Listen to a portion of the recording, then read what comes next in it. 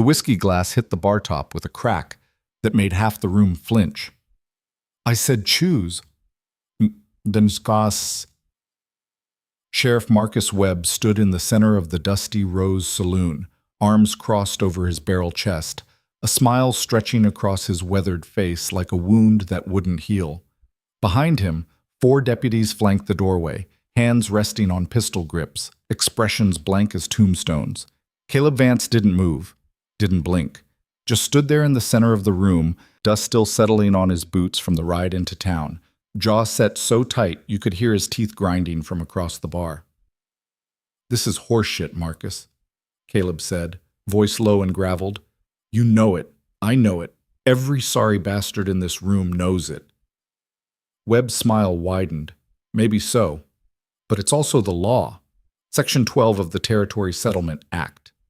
Any man holding more than 500 acres must be married within 6 months of claim. You've been working that land for 8. That makes you, he paused, savoring the word, delinquent. That law has been dead for 20 years.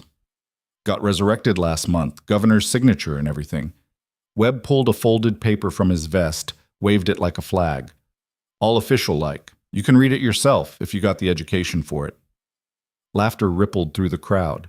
Not genuine mirth, the kind of nervous laughter that happens when people watch a dog get kicked and don't know what else to do. Caleb's eyes swept the room. 40, maybe 50 people packed into the saloon. Half of them ranch hands from neighboring spreads. The other half townsfolk who'd come for the weekly cattle auction and stayed for the entertainment. In the corner, 3 women in fine dresses whispered behind gloved hands. The Mercer sisters, daughters of the town's wealthiest merchant. Near the piano, Rebecca Hale stood with her father Victor, her blonde hair styled in elaborate curls, her expression carefully neutral. They were watching him like he was a prize bull at market. "You're enjoying this," Caleb said flatly. "Damn right I am." Webb hooked his thumbs in his belt. "You've been strutting around this territory for years like you're better than the rest of us. Built yourself an empire out there, didn't you? Finest ranch in Red Hollow. Water rights, timber, grazing land that goes on for miles." His voice dropped, turned sharp. "All that land and not a soul to share it with. Makes a man wonder what you're really building out there, Vance. Makes him suspicious. Makes you greedy, you mean?" The room went still. Someone coughed. A chair scraped against floorboards. Webb's smile never wavered, but something shifted behind his eyes, something cold and calculating. "Careful now. That sounds an awful lot like slander against a sworn officer of the law." "It's only slander if it's not true." One of the deputies, a kid named Miller with acne scars and a chip on his shoulder, took half a step forward. Webb raised a hand, stopped him cold. "Here's what's going to happen," Webb said, voice still pleasant, still easy. "You're going to walk over to that group of fine ladies by the window. You're going to introduce yourself proper, and you're going to pick one of them to be your wife. Right here, right now. Public declaration, binding under territorial law. And if I don't, then I seize your land for non-compliance, auction it off to settle your debts to the territory, which, coincidentally, I just happen to have the authority to calculate."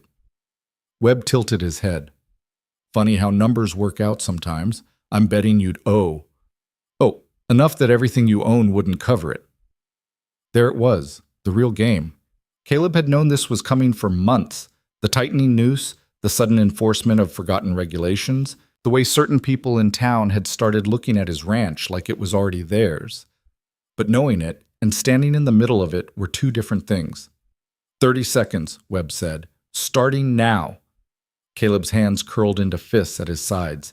Every instinct screamed at him to grab Webb by his smug throat and drag him outside. But there were 4 guns pointed in his general direction, and this was Marcus Webb's town. Bought and paid for with bribes, threats, and carefully orchestrated fear. Fighting wouldn't win. Not here. Not now. 20 seconds. The Mercer sisters straightened, adjusted their postures. Rebecca Hale touched her hair, her face carefully composed.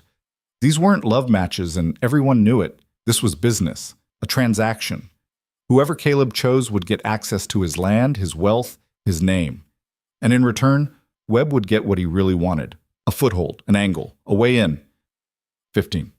Caleb's jaw worked. His eyes scanned the room again, looking for options that didn't exist. Near the back wall, a woman moved, slight, forgettable, wiping down tables with mechanical efficiency. She wore a simple gray dress, an apron stained with kitchen work, her dark hair pulled back in a bun that had started to come loose. She wasn't watching the spectacle. She was working, head down, like she'd learned long ago that being invisible was safer than being seen. Hannah Doyle. The cook, widow of some drifter who'd died in a mine collapse 2 years back. She lived in a room behind the kitchen, worked 18-hour days, and spoke to maybe 3 people on a regular basis. Caleb had seen her around town, but never paid much attention. She was just part of the scenery, like the hitching posts or the water trough. 10 seconds, Vance. Make it count. An idea formed. Terrible. Reckless. Probably stupid. But it would throw a wrench in whatever Webb had planned. And right now, that felt like the only victory available. Caleb turned to face the sheriff. I choose her. He pointed directly at Hannah. The room erupted. Laughter burst from a dozen throats at once. Harsh, disbelieving, cruel. One of the Mercer sisters gasped like she'd been slapped. Rebecca Hale's father went red in the face, his mouth opening and closing without sound. Webb's smile faltered for just a second, genuine confusion flickering across his features before the mask slammed back into place. You... what? Hurry! Caleb kept his finger pointed, kept his voice steady. Hannah Doyle. That's my choice. Hannah had frozen mid-wipe, her rag pressed against the table surface, her eyes wide with something between shock and terror. She looked around like she thought this might be a joke, some elaborate prank designed to humiliate her specifically. You can't be serious, Webb said, but the uncertainty in his voice was real now. This wasn't the script. This wasn't how it was supposed to go. You said choose. I chose. Caleb lowered his arm, met Webb's gaze dead on. Unless you're telling me the law has restrictions on who I can pick, because that seems like it might be what's the word, illegal? Webb's face went through several shades of red before settling on a mottled purple. He'd been outmaneuvered and he knew it. If he objected now, he'd be admitting the whole thing was rigged. If he accepted it, his carefully laid plan, whatever marriage alliance he'd been counting on, went up in smoke. She hasn't accepted, Webb said finally, grasping at straws. Every head in the room turned to Hannah. She stood there, rag still in hand, looking like a rabbit that had just realized it was surrounded by wolves. Her eyes darted to the door, then to Caleb, then back to the table she'd been cleaning. Her throat worked. No sound came out. Well? Webb pressed, sensing an escape route. You got a tongue, woman. Use it. You accept this. Proposal? The way he said it made it clear what he thought, what everyone thought, that she'd refuse, that she had enough sense, enough self-preservation to turn down a public spectacle that would make her the laughingstock of Red Hollow. Hannah's eyes found Caleb's across the crowded room. For a moment, something passed between them. Not understanding, not attraction, just recognition. Two people who'd both been backed into corners, given no good options, forced to play games they didn't choose.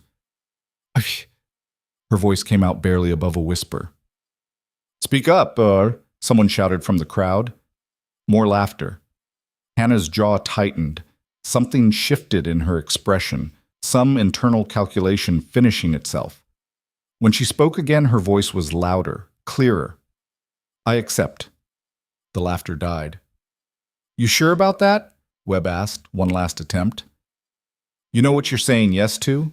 Life on a ranch 20 miles from town. Hard work. Long winters. This ain't some fairy tale, girl. I know what I'm saying yes to. Hannah set down her rag with deliberate care. Do you need me to repeat it, Sheriff, or are you hard of hearing? A few scattered chuckles. Different kind this time. Appreciative, almost. She had spine, at least. Webb's expression went cold. Fine. Then it's settled. He gestured to one of his deputies. Riley, fetch the magistrate. We'll make this official right now, before anyone gets any bright ideas about changing their mind. Now? Caleb said.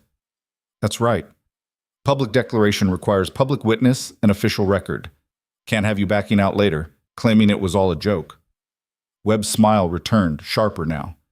You wanted to play this game, Vance? We're playing it all the way through. 20 minutes later, Magistrate Crenshaw, a perpetually drunk old man who'd been dragged from his afternoon stupor, stood swaying in front of the bar, squinting at a leather-bound book like he'd never seen words before. Do you, He licked his lips. Caleb. Vance? I do, Caleb said flatly. Wait, I do. Crenshaw blinked, shrugged, turned to Hannah. And you? Miss Doyle, Webb supplied coldly. Hannah Doyle. Right. Do you take this man to be your lawful wedded? I do, Hannah said. Her voice didn't shake. Caleb noticed that. Noticed the way she stood straighter than before, like accepting had given her something to anchor to. Then by the power vested in me by the territory of New Colorado, I now pronounce you, married. Crenshaw snapped the book shut. Congratulations. Can I go now? Sign the register, Webb snapped. 3 signatures later, Caleb's firm and dark, Hannah's careful and precise, Crenshaw's barely legible. It was done. Legal. Binding. Webb stepped forward, holding up the signed document like it was a trophy. There we have it, folks. Mr. and Mrs. Caleb Vance. May they have many happy years together. His tone made it clear he hoped for exactly the opposite. Now get out of my sight, both of you. You got what you wanted. Caleb didn't need to be told twice. He turned, headed for the door. Behind him, he heard the soft footsteps of his brand-new wife following. They made it halfway across the room before someone threw a bottle. It shattered against the wall 2 feet from Hannah's head, spraying whiskey and glass. She jerked back, hands coming up instinctively to protect her face. Caleb spun, his hand dropping to his belt.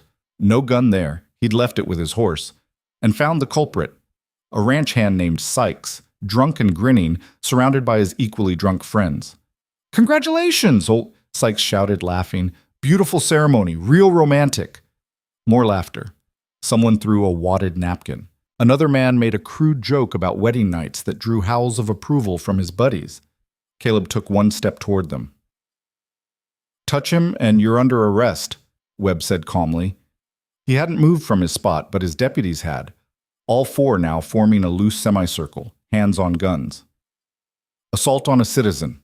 That's 6 months hard labor, minimum. Caleb froze. Every muscle in his body screamed to finish crossing the room, to break Sykes's jaw, to make an example. But Webb wanted that. Wanted him to throw the first punch so he could haul him off to jail, seize the ranch while Caleb rotted in a cell. Smart man, Webb said softly. Keep being smart. Take your bride and get out. Hannah's hand touched Caleb's arm, light, brief, but enough to break the spell. He looked down at her. She shook her head once. Not worth it. She was right. Caleb turned and walked out of the dusty Rose Saloon with his new wife behind him, the sound of mocking laughter following them into the street. Outside, the afternoon sun was brutal and indifferent. Caleb's horse, a big bay gelding named Rust, stood hitched to the rail, head down, 1 hoof cocked. Across the street, a few townspeople had gathered, drawn by the commotion inside. They stared openly.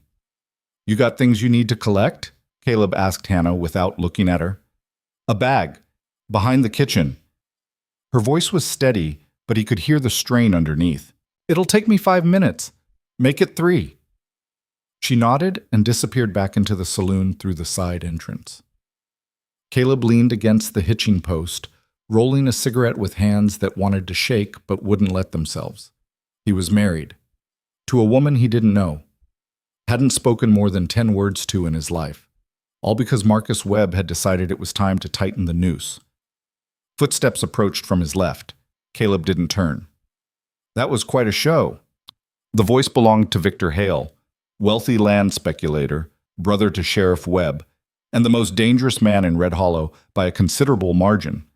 Where Marcus was blunt force, Victor was a scalpel. Not interested, Hale. In what? Conversation? Common courtesy? Victor stopped a few feet away, hands clasped behind his back. Immaculate suit somehow free of dust despite the wind. I'm simply offering my congratulations. Marriage is a sacred institution. Sacred. Caleb lit the cigarette, took a long drag. That what you call it? I call it practical. My brother was well within his rights to enforce that statute. You should be grateful he gave you a choice at all. Victor paused. Though I must admit your selection was, unexpected. The cook? She's got a name. I'm sure she does. I'm also sure you don't know what it is beyond what you heard in there. Caleb said nothing, because Victor was right, and they both knew it. My offer still stands, Victor continued. $20,000 for your land, cash, immediate. You could take your new bride somewhere civilized, start over, build something that doesn't require you to break your back every single day just to survive. Not selling. The land is cursed, Vance. You know it as well as I do. 3 previous owners, all dead or driven off within 5 years. That soil is soaked in bad luck. Then why do you want it so badly? Victor's smile was thin and cold. Because I don't believe in curses. I believe in property value and strategic position. Your ranch controls the only reliable water source for 30 miles. Whoever owns it controls the territory. He adjusted his cufflinks. But you're not a businessman. You're a stubborn fool who thinks hard work and integrity matter. They don't.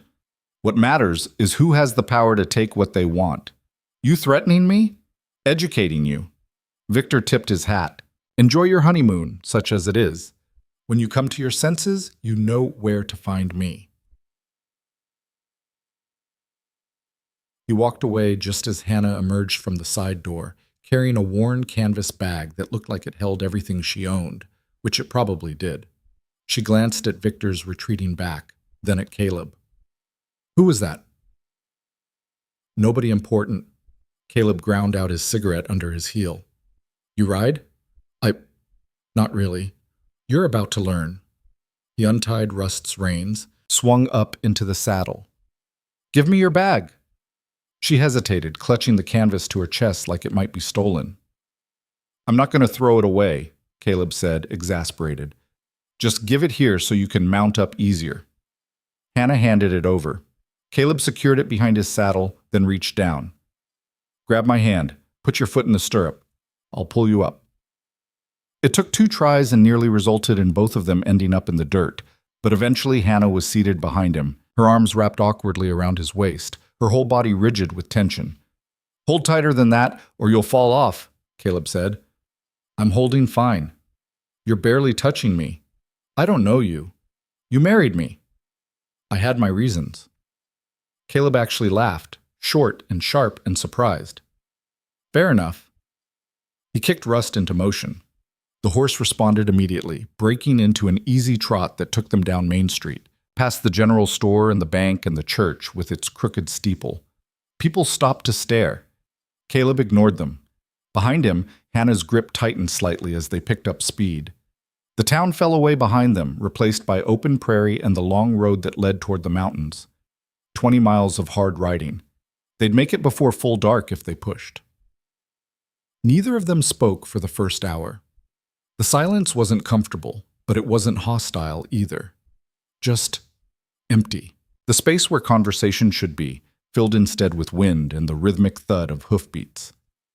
Finally, as they crested a ridge and the ranch came into view in the valley below, Hannah broke it. Why'd you do it?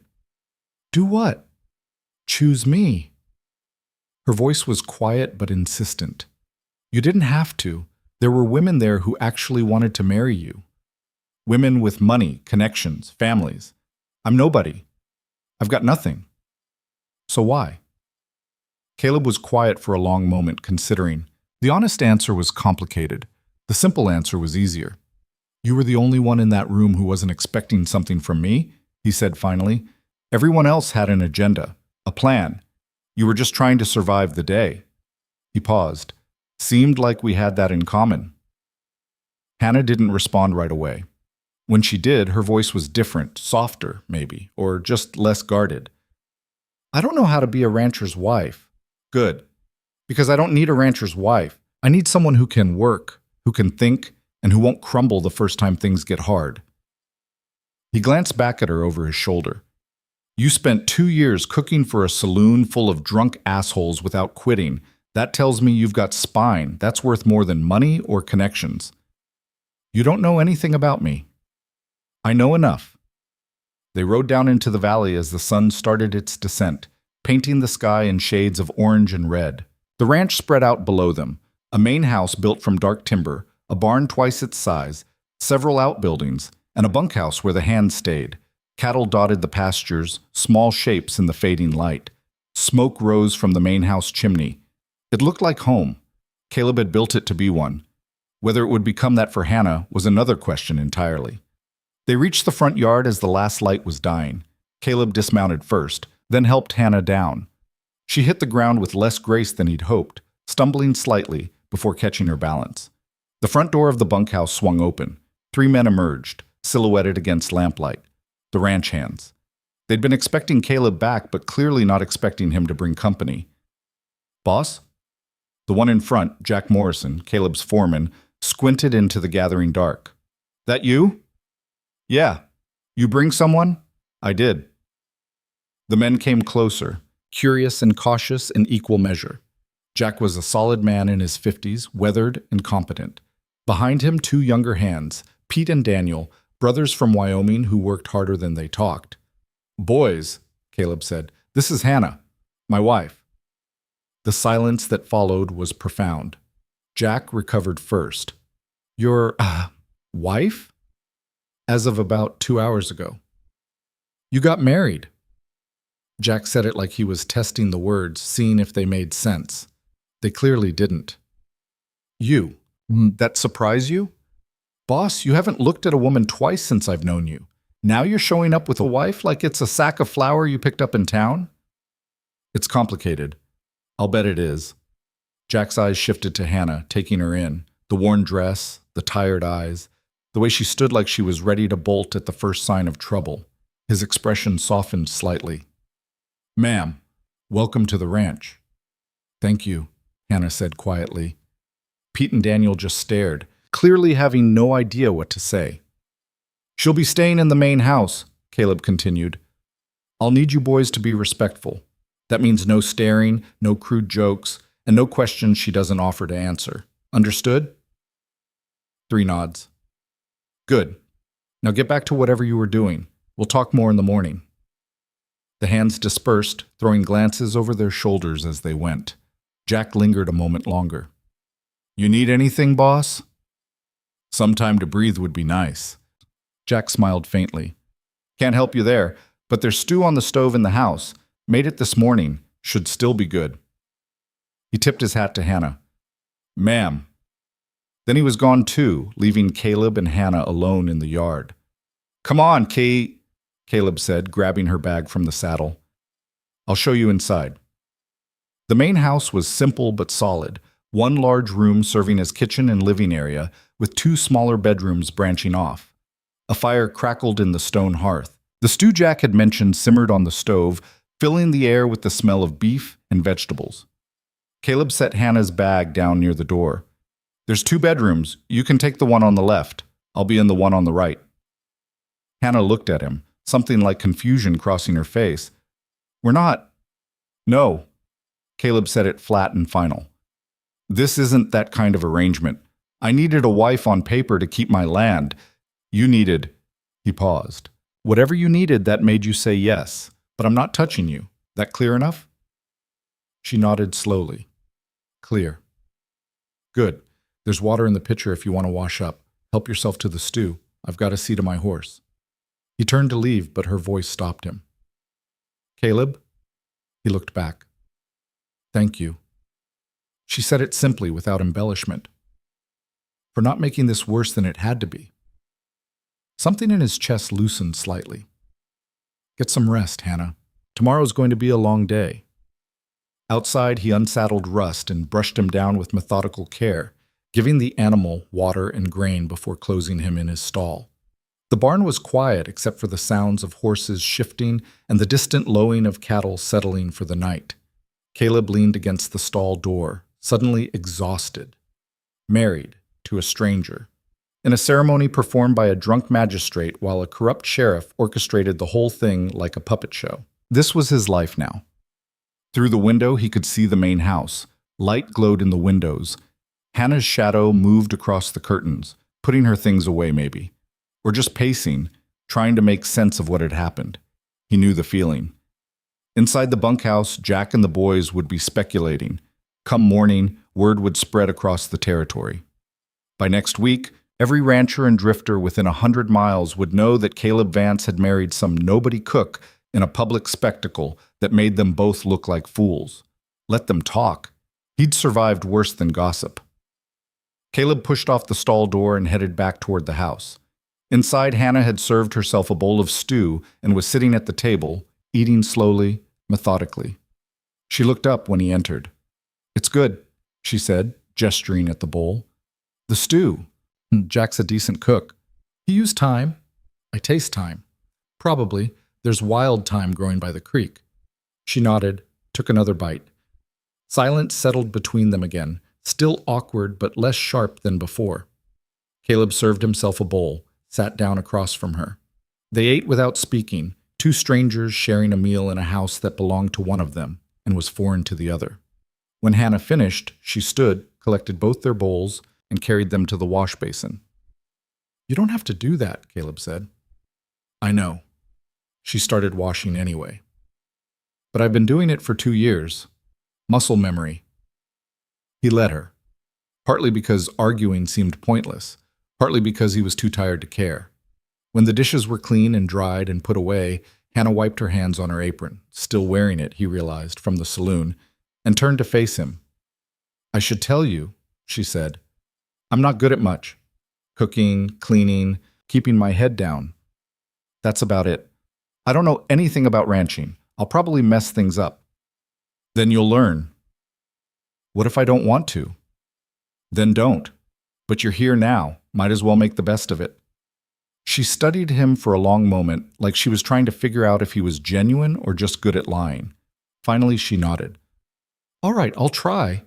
That's all I'm asking." Hannah picked up her bag, headed toward the bedroom he'd indicated. At the threshold, she paused. "One more thing." "Yeah?" "If this gets bad, if you change your mind about everything, just tell me. Don't string me along. Don't lie. I've had enough of that to last a lifetime." Caleb met her eyes. "Deal. Same goes for you." "Deal." She disappeared into the bedroom, closing the door softly behind her. Caleb sat alone at the table, staring at the empty room. The fire crackled. Outside, an owl called. The night pressed against the windows. He'd made his choice. Now he'd have to live with it. Whatever came next, Webb's schemes, Victor Hale's threats, the harsh reality of trying to make this arrangement work, he'd face it the same way he faced everything, head-on, stubborn, and too proud to quit, even if it killed him. And in the bedroom down the hall, Hannah Doyle, now Hannah Vance, lay awake in a bed that wasn't hers, in a house that wasn't home, staring at the ceiling and wondering what the hell she'd just done. She'd said yes to survive, to escape the suffocating invisibility of her life in Red Hollow, to have something, anything, that felt like forward motion instead of slow decay. But lying here now, listening to the unfamiliar sounds of a ranch at night, she felt the weight of that choice settling onto her shoulders like stones. She was married to a stranger, living in the middle of nowhere, surrounded by men she didn't know and couldn't trust. The smart thing would be to run, to slip out in the night, take what little she had, and disappear before the situation got worse. But Hannah was done running, done being invisible, done letting life happen to her. If this was going to be her life now, she'd make it mean something, even if she had no idea how. Morning came hard and early. Hannah woke to the sound of men's voices outside, rough, loud, punctuated by the clang of metal on metal. She lay there for a moment, disoriented, before memory crashed back.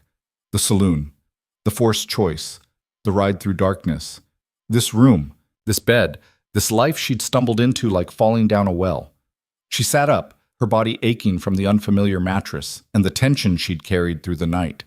Through the small window, dawn was breaking, pale gray light that made everything look washed out and temporary. The voices outside grew louder, boots on wood. Someone laughed, then stopped abruptly. Hannah dressed quickly in the same clothes from yesterday. She'd need to do laundry soon, figure out where things were, how this household ran, if it even ran at all.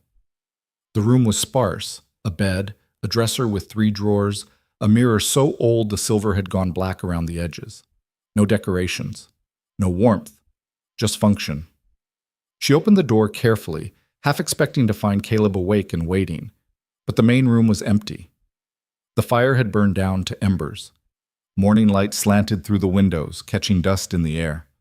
On the table sat a note written in blocky handwriting.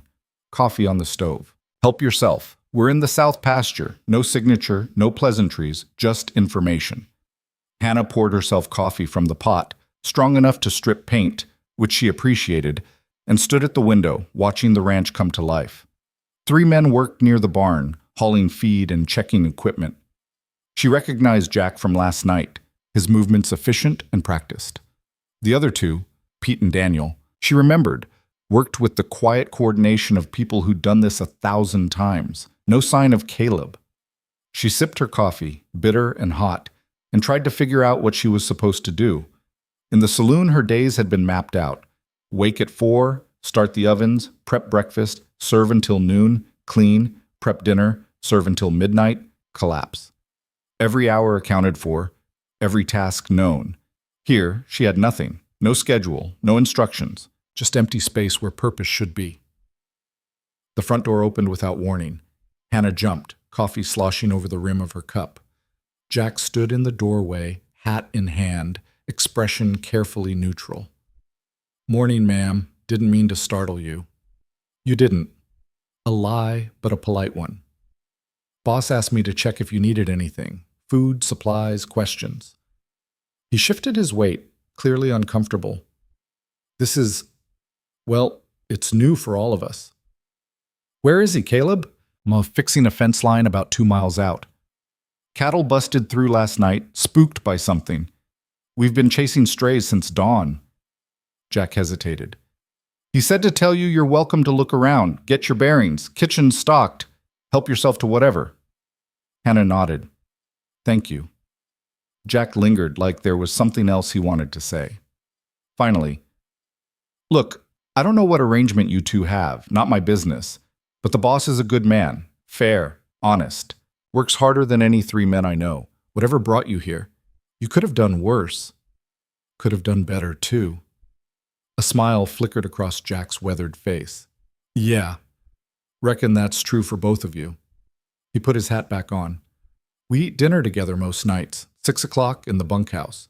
You're welcome to join, or the boss can bring you a plate. Your choice. I'll think about it." "Fair enough." He tipped his hat and left, closing the door quietly behind him. Hannah finished her coffee in silence, then set about exploring. The kitchen was better stocked than she'd expected. Flour, salt, dried beans, a few precious jars of preserved vegetables. A smokehouse out back held several slabs of bacon and 2 hams. The pantry had potatoes, onions, and a barrel of apples starting to wrinkle but still good. She could work with this. By noon, she'd made bread, 4 loaves because her hands knew the rhythm and wouldn't stop. She'd cleaned the kitchen properly, scrubbed the stove, organized the pantry by type and frequency of use. Busy work, maybe, but it gave her something to hold on to. She was kneading a 5th batch of dough. Unnecessary, excessive, but her hands needed something to do. When the door opened again. Caleb this time. He looked exhausted, dirt streaked across his face, his shirt torn at the shoulder. He stopped when he saw her, seemed to register the bread cooling on the counter, the clean kitchen, the way she'd reorganized everything. "You didn't have to do all this," he said. "I know. I mean it. This isn't, you're not here to be a housekeeper. Then what am I here to be?" The question came out sharper than she'd intended. Caleb pulled off his hat, ran a hand through his hair. "I don't know. I haven't figured that out yet." "Well, until you do, I'm going to keep myself useful. Better than sitting around wondering what the hell I'm doing here." He studied her for a long moment. "Fair enough."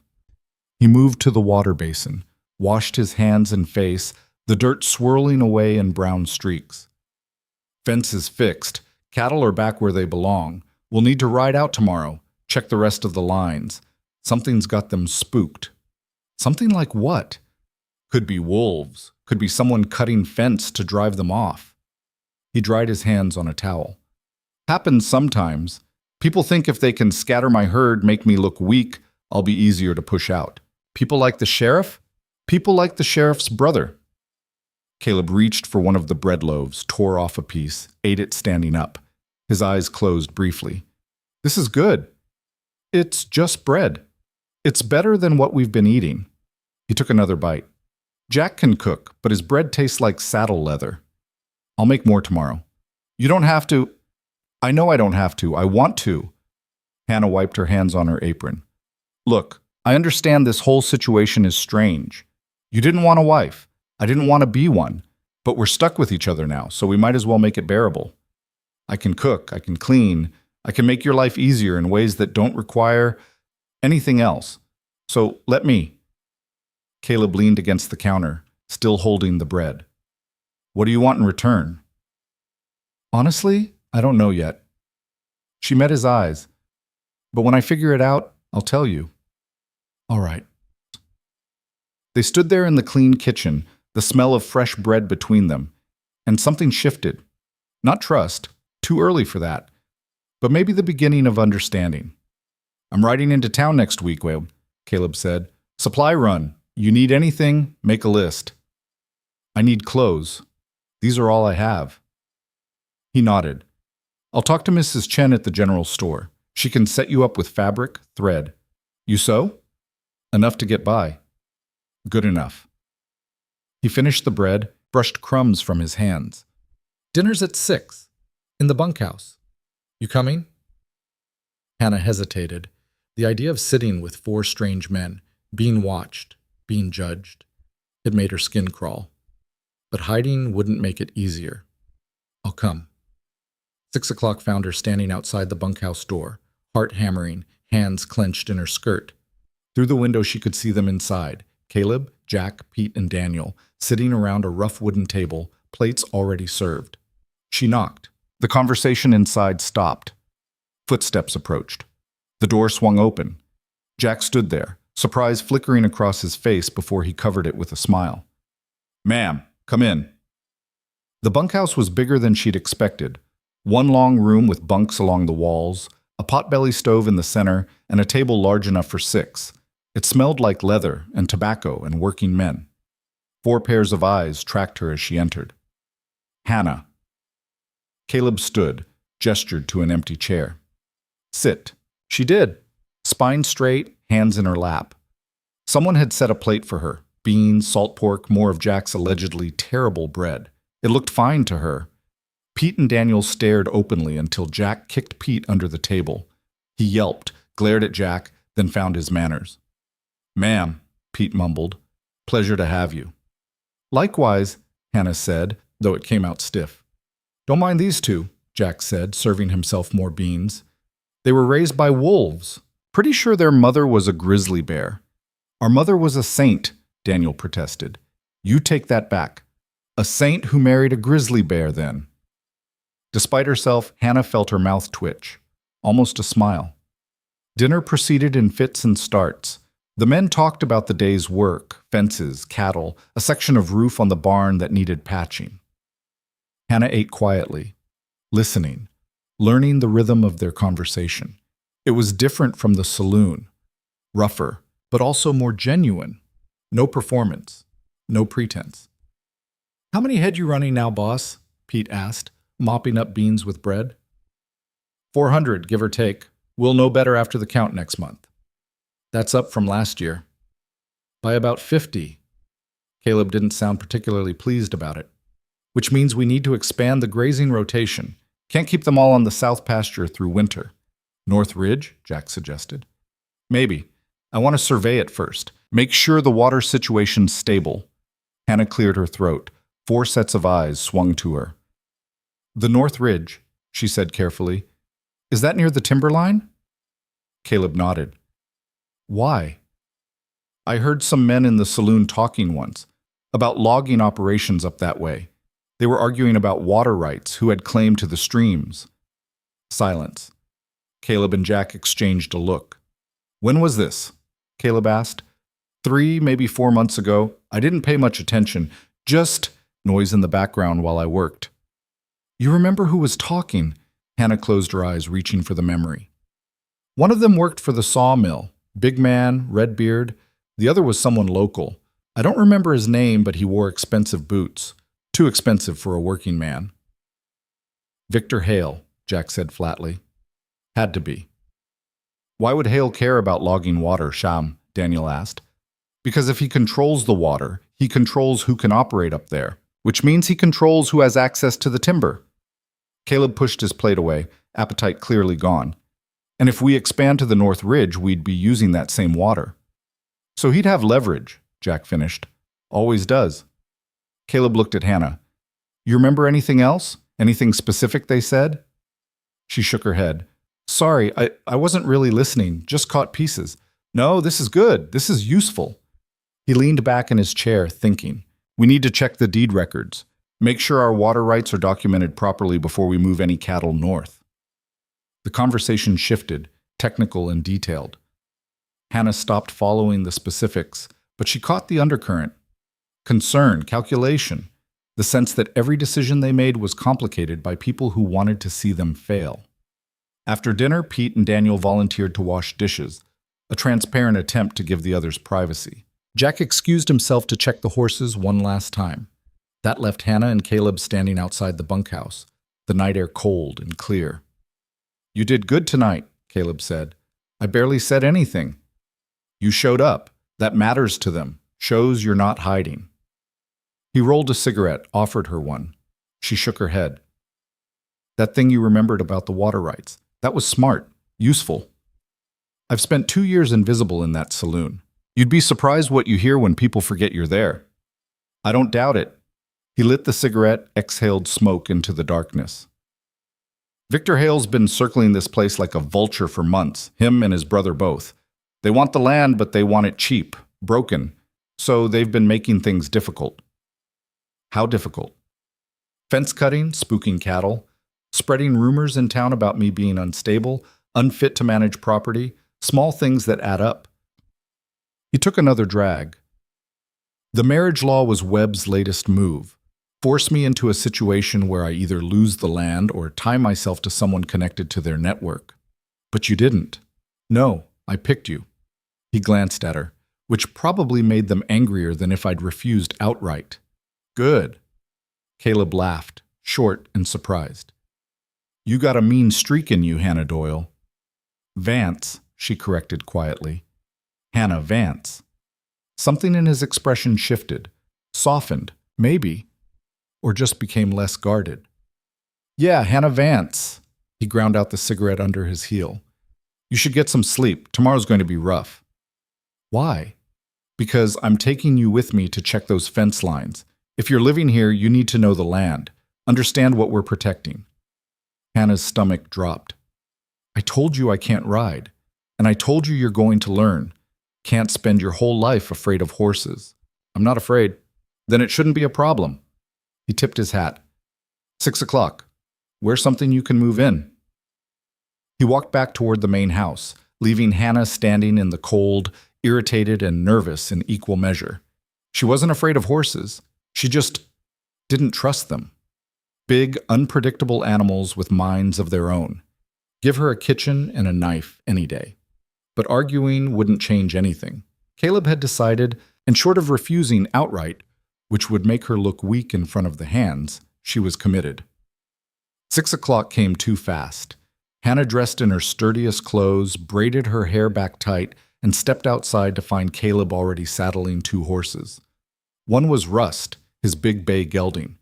The other was a smaller mare, dapple gray with kind eyes. This is Ash, Caleb said, stroking the mare's neck. She's gentle, patient, won't bolt on you unless you do something truly stupid. Comforting. Wasn't meant to be. Come here. Hannah approached slowly. Ash turned her head, regarded her with what looked like mild curiosity. Give me your hand. Hannah extended it. Caleb guided it to Ash's neck, showing her how to stroke with the grain of the coat. The mare's skin was warm, her muscles solid beneath. She's not going to hurt you, Caleb said. Long as you're calm, she'll be calm. Horses feel what you're feeling. You panic, she panics. You stay steady, she stays steady. Great, no pressure. For the next 20 minutes, Caleb walked her through the basics. How to approach, how to saddle, how to mount without falling on her ass.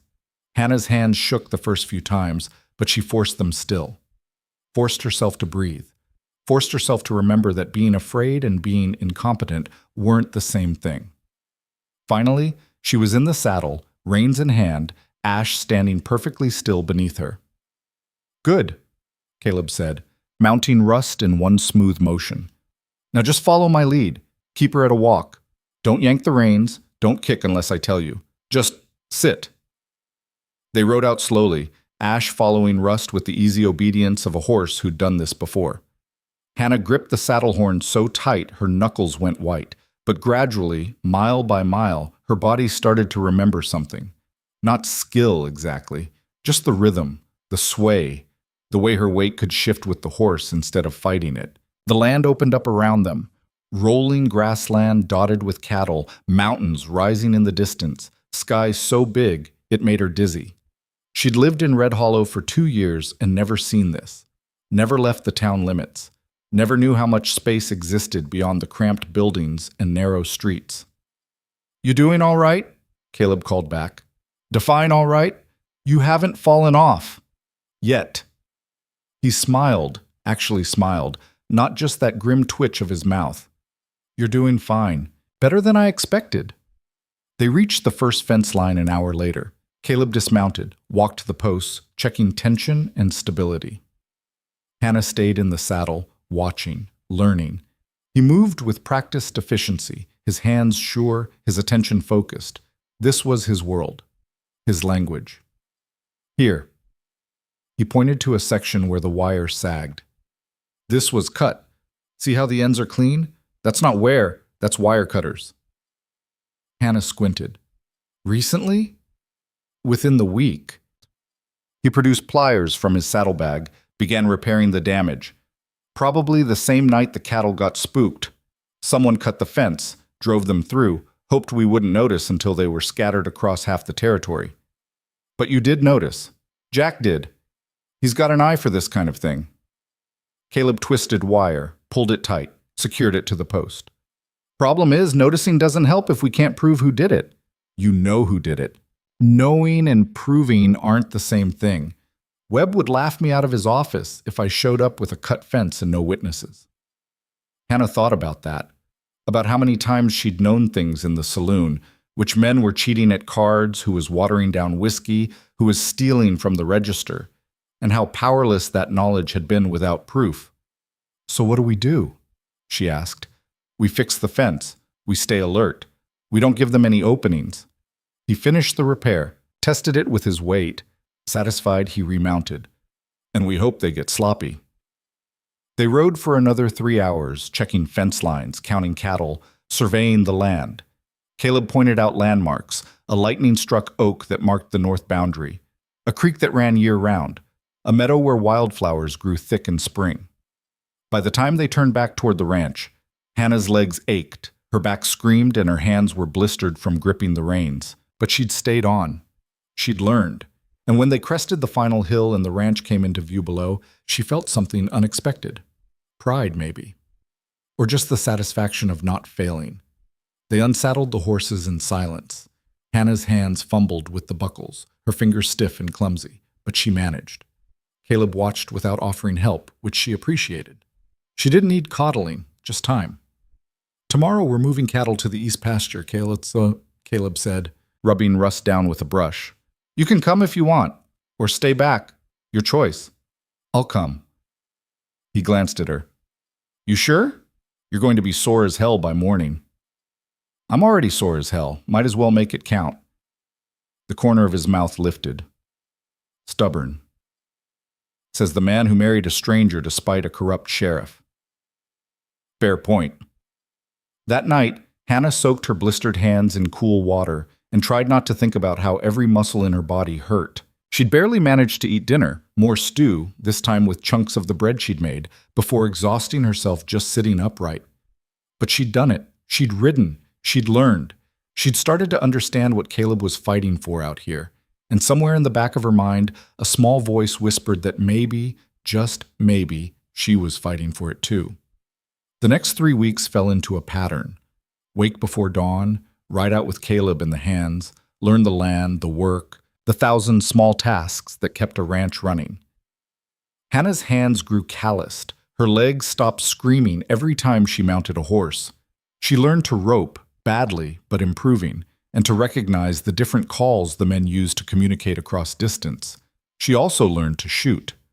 That happened on a gray afternoon when Caleb handed her a rifle and said, "You need to know how to use this." Why? Because out here, knowing how to defend yourself isn't optional. He'd set up targets, old bottles and cans arranged on fence posts, and walked her through the basics. Stance, grip, breathing. The rifle kicked hard enough to bruise her shoulder the first few times, and her shots went wild, but by the end of the day she'd managed to hit 3 bottles in a row. Good, Caleb had said, and she'd felt absurdly pleased. The ranch hands warmed to her slowly. Pete started telling terrible jokes at dinner. Daniel asked her opinion on things, small things, like whether they should plant corn or beans in the garden plot.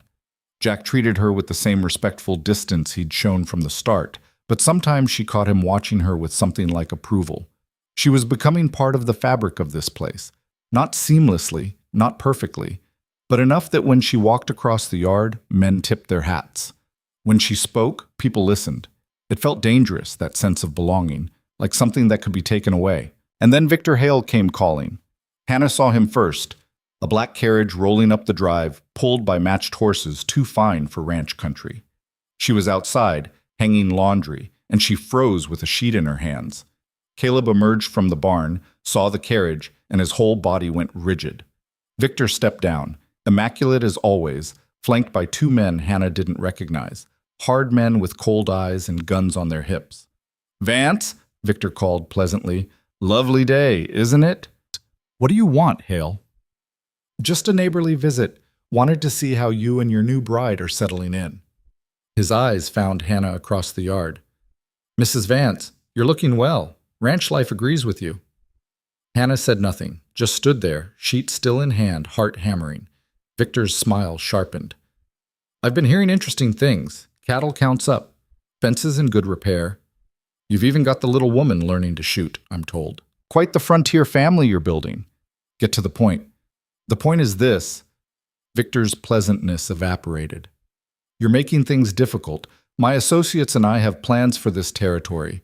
Plans that don't include a stubborn rancher sitting on the best land within 100 miles, playing cowboy and pretending he can hold out forever. Not pretending. Doing. For now." Victor gestured to his men. They stepped forward, hands near their guns, not drawing, just present. "But situations change. Accidents happen. People get hurt. It would be a shame if something unfortunate befell you. Or your wife." The threat hung in the air like smoke. Caleb's hand drifted toward his belt. Hannah saw Jack emerge from the bunkhouse, saw Pete and Daniel moving into position near the barn, saw the way everyone was suddenly armed and ready. "You threatening me on my own land?" Caleb asked quietly. "I'm offering you perspective. And one last chance to sell. 25,000. Cash. Today. You and Hannah can disappear. Start over somewhere civilized. Live long, happy lives. Or we stop being polite." The moment stretched. Hannah could see the calculation happening in Caleb's eyes, weighing odds, counting guns, measuring how far this could escalate before someone died. Finally, he spoke. "Get off my property." "Vance, now." Victor's expression went cold. "You're making a mistake." "Won't be my first, won't be my last." But for a long moment, nobody moved. Then Victor laughed, short and ugly, and climbed back into his carriage. "I'll be seeing you," he said. "Both of you." The carriage rolled away, leaving dust and tension in its wake. Hannah dropped the sheet, her hand shaking. Across the yard, Caleb stood like stone, watching until the carriage disappeared over the ridge. Then he turned to her. "Pack light," he said. "We're not safe here anymore." Hannah stared at him. "What?" "You heard me. Get inside. Pack whatever matters. We've got maybe an hour before this gets worse. Caleb, wait. She moved toward him, still trembling. What are you talking about? Where are we going? Doesn't matter. Somewhere they can't find us easily. He was already moving, striding toward the bunkhouse where Jack stood frozen, watching. Jack, get the men armed. I want 2 on the perimeter, 1 watching the road. Anyone comes up that drive who isn't supposed to, you fire a warning shot and get to cover. Boss, you can't seriously think. I don't think. I know. Caleb's voice was steel. Hale didn't come here to talk. He came to measure us, see how we'd react. And now he knows we're not rolling over, which means he's going to escalate. Hannah caught his arm. Stop. Just stop for 1 second and think. He turned on her, and for the first time since she'd met him, she saw real fear in his eyes. Not for himself, for her. You don't understand what these men are capable of, he said, voice low and urgent. Victor Hale doesn't make threats he won't follow through on. If we stay here exposed like this, we're targets. Easy ones. So we run. Just abandon everything you've built? We survive. Everything else comes second. No. The word came out harder than she intended. Hannah took a breath, forced herself to think past the panic. Running makes us look weak, makes us look guilty, and it doesn't solve anything. Hale still wants your land. He'll just take it while we're gone. Better the land than our lives. Is it? She held his gaze. You told me you built this place to mean something, to stand for something. The first time someone threatens you, you're just going to hand it over. Caleb's jaw clenched. You've been here a month, Hannah. Don't presume to tell me what this place means. Then don't presume I'm too delicate to handle danger. I'm not running. Not again. The words hung between them. Behind Caleb, Jack shifted uncomfortably. Pete and Daniel had emerged from the barn, rifles in hand, watching the confrontation with wide eyes. Finally, Caleb exhaled hard. Fine. We don't run, but we prepare. Jack, I want those men posted now. Pete, ride into town, find Judge Carson. Tell him we need legal documentation of our land rights, water claims, everything. I want it in writing, dated, and witnessed by tomorrow. Boss, the judge won't. He will if you tell him Victor Hale just made armed threats on private property. Carson's corrupt, but he's smart enough to know backing Hale too openly could cost him his position. Caleb turned to Daniel. You take the North Watch. Anyone comes from that direction, they're not friends. The men scattered, moving with practiced efficiency. That left Caleb and Hannah standing in the yard, tension crackling between them like static before a storm. You should have let me handle this, Caleb said quietly. I did. I just didn't let you handle it alone. Hannah picked up the fallen sheet, shook it out. You want to protect me? Fine. Teach me how to protect myself better. But don't ask me to hide while you fight. Something shifted in his expression. Not quite agreement, but maybe respect. All right, he said, but you do exactly what I tell you, when I tell you. No arguments, no hesitation. Understood? Understood. By nightfall, the ranch had transformed into something approaching a fortress. Jack had posted Daniel on the north ridge with a spyglass and a rifle. Pete had returned from town with documents, not from Judge Carson, who'd refused to see him, but from a clerk willing to make copies of the existing land records for $20 and the promise of silence. It wasn't official legal protection, but it was something. Hannah had spent the afternoon loading weapons. She'd never touched a gun before 3 weeks ago, and now she sat at the kitchen table with a revolver, a rifle, and Caleb's patient instructions, learning to check chambers and count ammunition. 6 rounds in the cylinder, he said, demonstrating. You fire all 6, you reload. Don't wait until you're empty and desperate. Soon as you've got a break, you reload. Her hands fumbled the first few times, dropping bullets, struggling with the mechanism, but she kept at it, kept practicing until the movements became less foreign. Why are you doing this? She asked, not looking up from the gun. Really? You could have sent me away, told me to go back to town, stay with someone safe. There's nowhere safe. Not anymore. Caleb cleaned his own rifle with methodical care. And you're my wife. That makes you a target whether you're here or 100 miles away. At least here, I can watch your back. That's not an answer. He was quiet for a long moment. When he spoke, his voice was rougher. I chose you. In that saloon, in front of everyone. That means something to me, even if it started as strategy. I don't abandon people I choose. Hannah looked at him then. Really looked. Saw the exhaustion in the lines around his eyes, the tension in his shoulders, the way he held himself like a man expecting to be hit and determined to hit back harder. I won't let you down, she said. I know. Dinner that night was tense and quiet. Jack had made stew again, his default, but nobody ate much. They were all listening, waiting for the sound of horses, the crack of gunfire, the moment when threats became action. It didn't come. The night passed in anxious silence, every creak of wood or rustle of wind making hands drift to weapons. Hannah slept in her clothes, boots on, the revolver Caleb had given her on the nightstand within reach. She dozed in fits, never quite falling into real sleep. Dawn came gray and cold. Hannah emerged from her room to find Caleb already awake, standing at the window with coffee in hand, watching the road. Anything? She asked. Nothing, which worries me more than something would. Maybe he was bluffing. Victor Hale doesn't bluff. Caleb drained his coffee, set the cup down. He's planning, waiting for the right moment. We need to figure out what that moment is before it gets here. The answer came 3 days later, delivered by a stranger. Hannah was in the garden. They'd started one, mainly at her insistence, planting vegetables for the winter, when she heard the horse. She looked up, shading her eyes, and saw a single rider approaching. Not fast, not threatening, just steady. She called out anyway. Caleb, someone's coming! He was out of the barn in seconds, rifle in hand. Jack appeared from the bunkhouse, and together they watched the rider approach. The man who dismounted was small and nervous, dressed in town clothes too clean for ranch country. He held up both hands immediately, showing he was unarmed. I'm not here for trouble, he said quickly. I'm just delivering a message. From who? Caleb didn't lower the rifle. Victor Hale, the man swallowed. He wanted me to tell you he's willing to negotiate. Says he knows you're concerned about the water rights issue on the North Ridge. He's proposing a partnership. You keep your land, he gets access to the water, profits split 60-40 in your favor. That's generous, Jack said flatly. Suspiciously generous.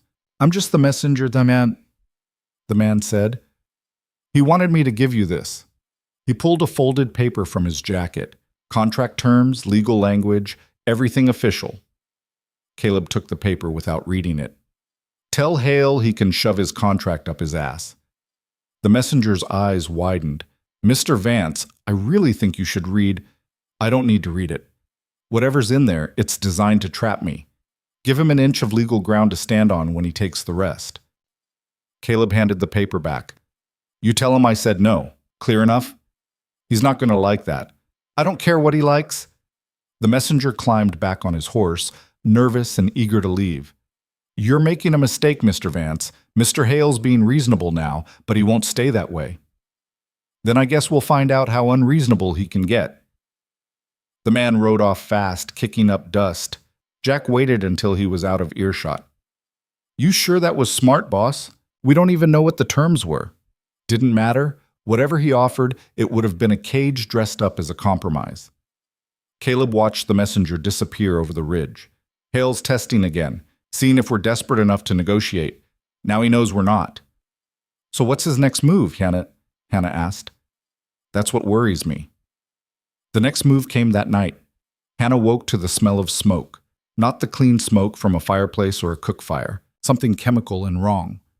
She was on her feet before she was fully conscious, grabbing the revolver, throwing open her door. Fire! Jack's voice shouting from outside. The barn's on fire! Hannah ran to the window. Orange flames licked up the side of the barn, spreading fast, fed by dry wood and stored hay. Dark figures moved in the shadows beyond the firelight, men on horseback, watching. Caleb burst from his room, already dressed, already armed. Stay inside. Lock the door behind me. Like hell! Hannah was moving before he could stop her, out the door and into the chaos. The yard was full of smoke and noise. Pete and Daniel were hauling buckets from the well, throwing water on the flames with desperate speed. Jack had gotten the horses out. Rust and Ash and two others, all panicked and wild-eyed. The barn was lost. Even Hannah could see that. The fire had spread too fast, too hot. But the house was close. Too close. If the wind shifted... Fire break! Caleb was shouting, directing the men. We need to clear the brush between the barn and the house. Now! They worked like demons, pulling up grass, throwing dirt, creating a bare strip of earth. Hannah joined them, her hands tearing at roots, her lungs burning with smoke. The heat was incredible, pushing them back, making her skin feel tight and scorched. Through the smoke and flames, she caught glimpses of the riders. 5 of them, maybe 6, just sitting there, watching, making sure they saw. Should we shoot? Daniel yelled. No! Caleb pulled him back. That's what they want. Give them an excuse to claim self-defense. The barn collapsed inward with a groan of timber and a shower of sparks. The horses screamed. Hannah felt the heat wash over her like a physical blow. But the firebreak held, the flames reached the cleared earth and found nothing to feed on. They licked at the dirt, searching, then slowly began to die. The wind stayed steady, pushing the fire away from the house, away from the bunkhouse, into the open field where it could burn itself out. By the time the sun rose, the barn was gone. Just a smoking ruin, black timbers jutting up like broken bones. The men stood around it, exhausted and ash-covered, staring at the destruction. The riders had left hours ago, no evidence, no witnesses who'd testify. Just the message, clear as day. We can reach you, we can hurt you, and there's nothing you can do about it. We need to report this, Pete said, voice hoarse from smoke. Go to the sheriff. Show him what happened. The sheriff's brother ordered this, Jack said tiredly. You think Webb's going to do anything? Then what do we do? Nobody had an answer. Hannah looked at the ruins, then at Caleb.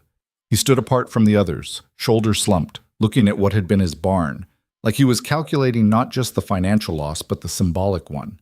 This was his land, his home, and someone had just burned part of it to the ground while he watched. She walked over to him, her footsteps crunching on ash. We rebuild, she said quietly. He didn't look at her. With what money? That barn was worth more than I'll make in 3 years. Then we build smaller, simpler, but we build. She touched his arm. They burned wood. They didn't break us. Hannah, I mean it. She made him look at her. You told me you don't abandon people you choose. Well, I don't abandon places I choose. And I'm choosing this. I'm choosing to stay, to fight, to rebuild whatever they burned down. But I need to know you're choosing it too. Caleb's eyes searched her face, looking for doubt, maybe, or fear. He wouldn't find either. Yeah, he said finally. Yeah, I'm choosing it. Good, then let's get to work. The next week was brutal. They salvaged what they could from the barn. Nails, hinges, anything metal that could be reused. Caleb rode to the nearest town with a lumber mill, used most of his savings to buy boards and beams. They designed a smaller structure, more efficient, focused on function over size. Hannah learned carpentry alongside the men. Her hands blistered, her back screamed, but she swung hammers and held boards and learned the rhythm of construction. It was different from cooking or cleaning or any of the domestic work she'd done for years. This was creation, building something real and solid. The men noticed. She saw it in the way they started asking her opinion on placement, on design. The way Pete showed her how to measure properly, how to check if something was level, the way Daniel told her she was getting good at this and meant it. And Caleb watched her with something in his eyes she couldn't quite name. Not love. Too early, too complicated for that, but maybe the foundation of it. The recognition that they were in this together, for real, beyond the paperwork and the forced circumstances. 10 days after the fire, a rider came up the drive. Not one of Hale's men this time, someone official. Hannah saw the badge first, Silver Star, dulled with age, Federal Marshal. Caleb emerged from the half-built barn, saw the badge, and went very still. The marshal was older, weathered, with gray in his beard, and the kind of eyes that had seen too much and forgotten none of it. He dismounted slowly, studying the ranch with professional interest. "You Caleb Vance?" he asked. "I am." "Marshal Tom Garrett. I'm here about a complaint filed by Victor Hale regarding destruction of property and threatening behavior." He pulled out a paper. "Says you've been harassing his associates, interfering with legal business transactions, and making violent threats." Caleb's laugh was short and bitter. "That's rich. You saying it's not true?" "I'm saying it's backwards. Hale's the one who's been threatening us. His men burned my barn 10 days ago." "You got proof?" "I've got ash and witnesses."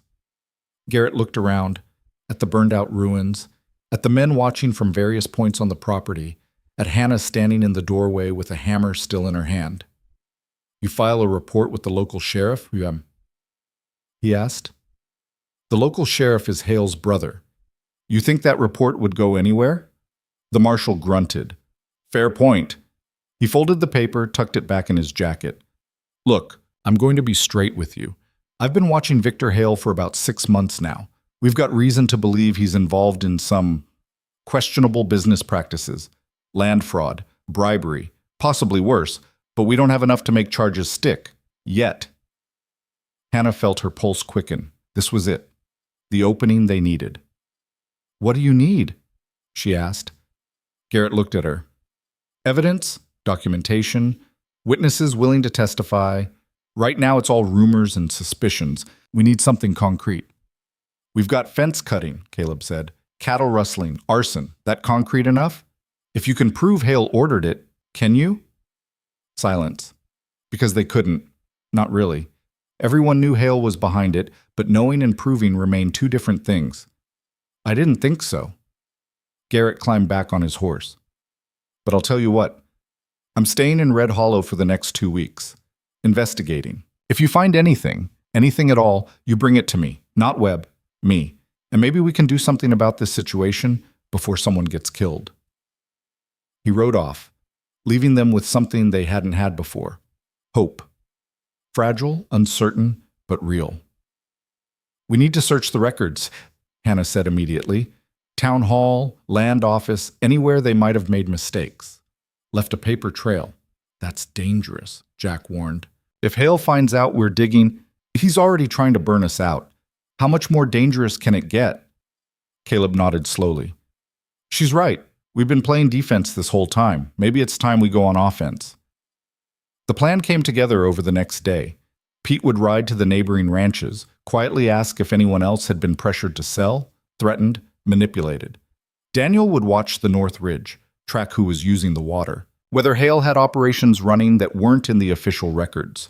Jack would stay at the ranch, keep things running, make sure they weren't vulnerable. And Hannah would go with Caleb into town, to the land office, to search for evidence. "You sure about this?" Caleb asked the night before. "Town's not safe for you anymore. People know who you are now. They'll talk." "Let them talk." Hannah checked the revolver he'd given her, made sure it was loaded. "I'm not afraid of gossip. Hale's men might be there. Then I guess I'll finally get to test whether I remember what you taught me about shooting." He almost smiled. "You're a hell of a woman, Hannah Vance." Took you long enough to notice. They rode into Red Hollow at dawn, while the town was still waking up. The land office didn't open until 9, which gave them time to prepare. They stopped at the general store first, Mrs. Chen's, the same place Caleb had mentioned weeks ago. The woman behind the counter was small and ancient, with eyes that missed nothing. She looked at Hannah, then at Caleb, then back at Hannah. "So you're the one," she said in accented English. "The cook he married." "I am. They said you were plain forgettable."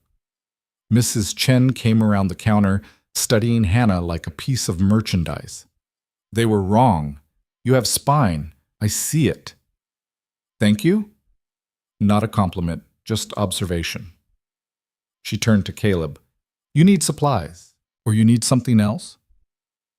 "Information," Caleb said quietly, "about Victor Hale's land dealings. Anything you've heard, seen, noticed that seemed wrong." Mrs. Chen's expression didn't change, but something flickered in her eyes. "That's dangerous talk." We're past worrying about danger.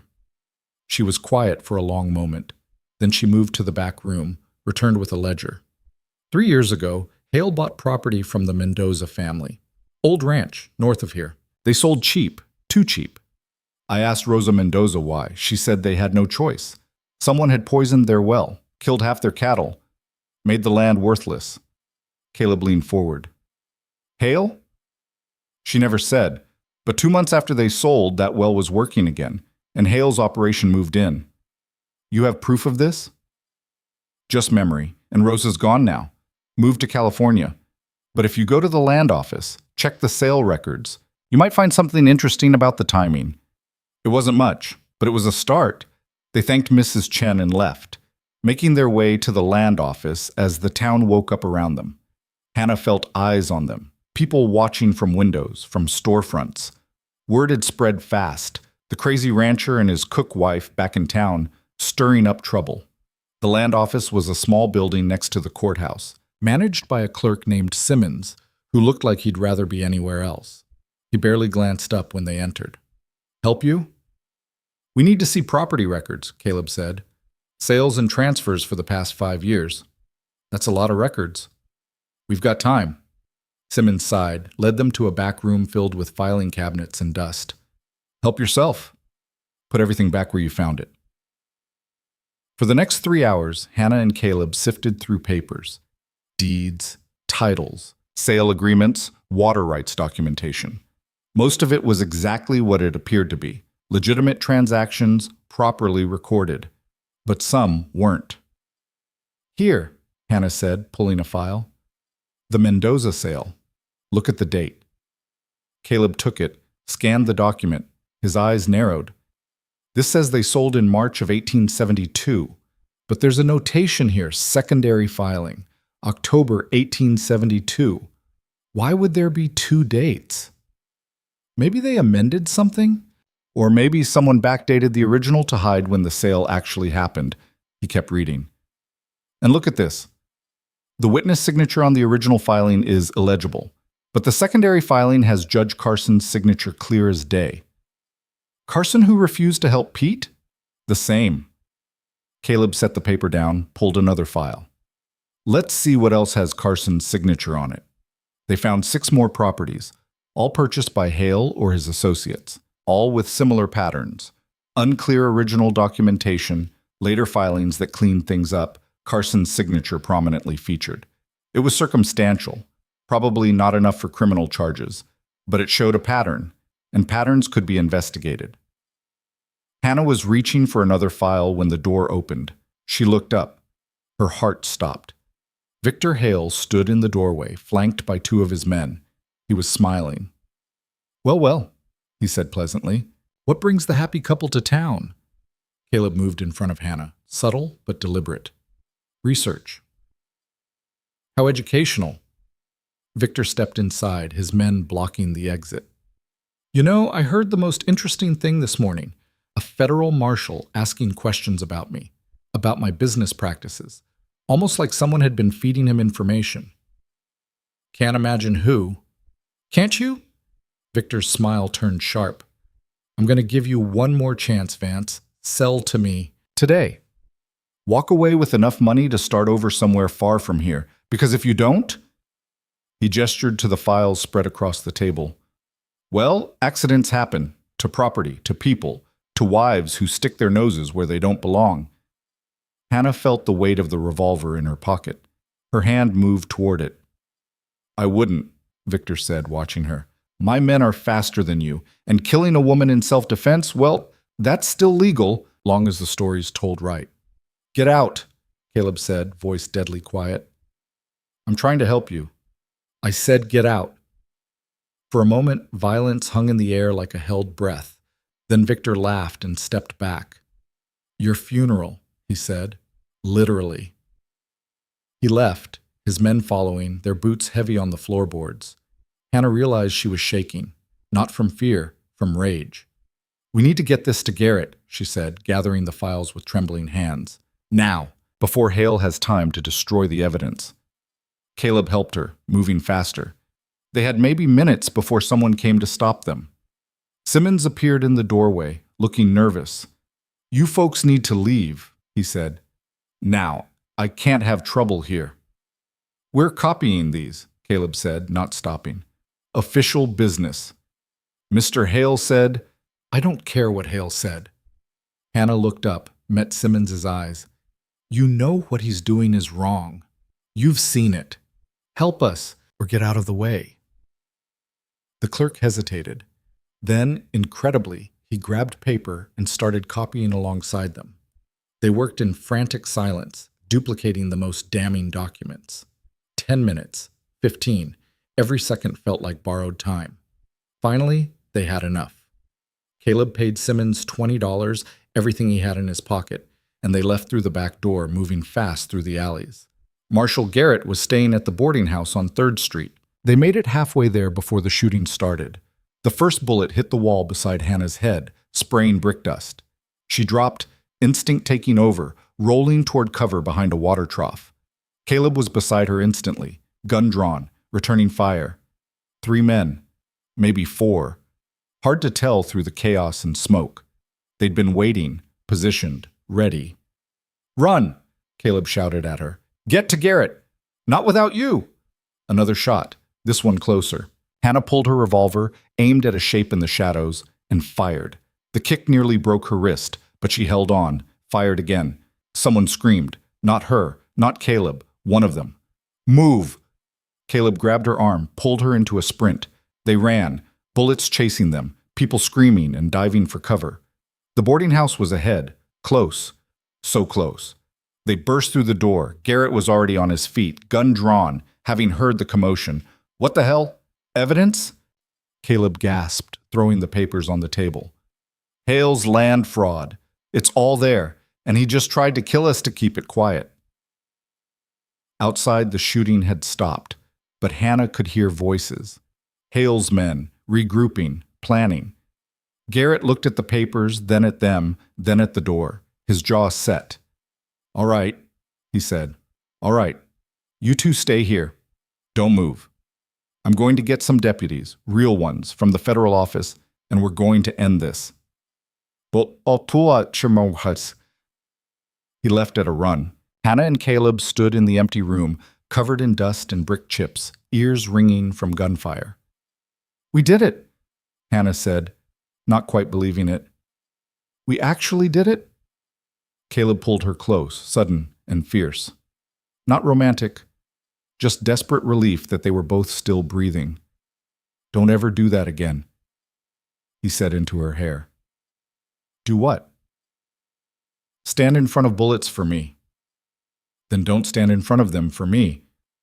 He laughed, shaky and exhausted. "Deal." Outside, the sun climbed higher, indifferent to the violence below. And somewhere in Red Hollow, Victor Hale was realizing that his carefully constructed empire was beginning to crumble. They waited. 30 minutes felt like 30 hours. Hannah paced the small room, checking the window every few seconds, watching the street for movement. Caleb sat at the table, methodically reloading his pistol, his hands steady, even though she could see the tension in his shoulders. "How long does it take to get federal deputies?" Hannah asked. "Depends where they're stationed. Could be an hour, could be 3. "We might not have 3 hours." "I know." She stopped pacing, looked at him. "You think Garrett's actually coming back?" Caleb met her eyes. "Yeah, I do. He's not like Webb. He's the real thing."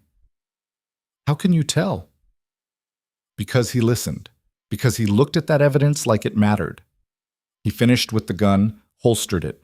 And because men like Victor Hale don't get nervous unless someone with actual authority is paying attention." A sound outside made them both freeze. Footsteps on the boardwalk. Heavy, multiple sets.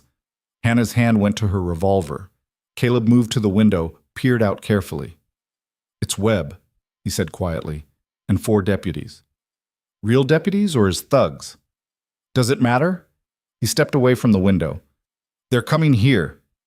The door opened without a knock. Sheriff Marcus Webb filled the doorway, his bulk blocking most of the light. Behind him, his men fanned out, hands on their guns. Caleb Vance, Webb said, voice dripping false formality. You're under arrest. For what? Assault with a deadly weapon, destruction of property, reckless endangerment. Webb pulled out a paper, though he didn't bother reading from it. Several witnesses say you opened fire in the middle of town, nearly killed innocent bystanders. That's a serious crime. Hannah felt cold fury wash over her. That's a lie. Hale's men shot first. We were defending ourselves. Webb's eyes slid to her, dismissive.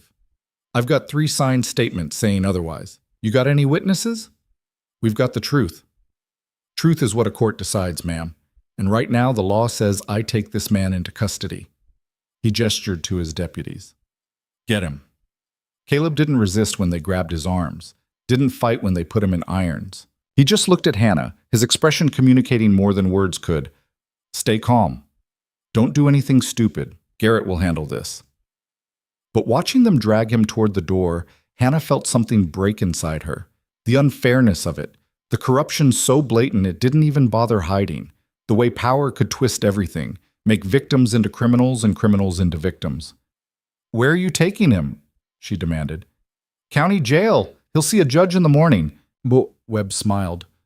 Maybe, if the judge is available. Marshal Garrett has evidence. Marshal Garrett has paperwork that doesn't prove anything. My brother's a businessman. All his dealings are legal and documented. Webb tipped his hat mockingly. Have a nice day, Mrs. Vance, and maybe think about going back to where you came from before you end up in a cell next to your husband. They took Caleb out into the street. Hannah followed as far as the boardwalk, watching as they loaded him into a wagon, the kind used for transporting prisoners. He looked back at her once. She tried to read his expression. Couldn't. Then the wagon rolled away, and he was gone. Hannah stood there, shaking with rage and helplessness. A crowd had gathered, townspeople watching the spectacle with the same morbid curiosity they'd shown at the saloon. Some looked sympathetic. Most just looked entertained. She recognized a few faces. The Mercer sisters, whispering behind their hands. Rebecca Hale, Victor's daughter, watching with her father's cold calculation. And there, at the edge of the crowd, Mrs. Chen from the general store, her expression unreadable. Hannah caught her eye. The old woman gave the smallest nod, then disappeared into the crowd. That had to mean something. Hannah went back inside the boarding house, her mind racing. Garrett had taken the evidence with him when he left. That was good. It meant Hale couldn't destroy it. But Caleb was in jail, probably in real danger, and she had no idea when or if the marshal would return. She needed help, real help, and she needed it now. The door opened again. Hannah spun, hand on her gun, but it was just the boarding house owner, a tired woman named Agnes with gray hair and suspicious eyes. You need to leave, Agnes said. Can't have trouble here, bad for business. I'm not leaving without my husband. Then you'll be waiting a long time. Webb's jail isn't the kind of place people walk out of easily. Hannah studied the woman's face, looking for any sign of sympathy. Found none. Just exhaustion and the kind of pragmatic selfishness that came from living in a corrupt town for too long. Fine. She'd figure this out alone. Hannah left through the back door, moving quickly through the alleys. She needed to get back to the ranch, tell Jack what happened, regroup. But as she turned the corner onto Main Street, a hand grabbed her arm and yanked her into a narrow gap between buildings. She had the revolver out and cocked before she saw who it was. Mrs. Chen raised her hand slowly. Easy, I'm here to help. Hannah lowered the gun but didn't holster it. Why?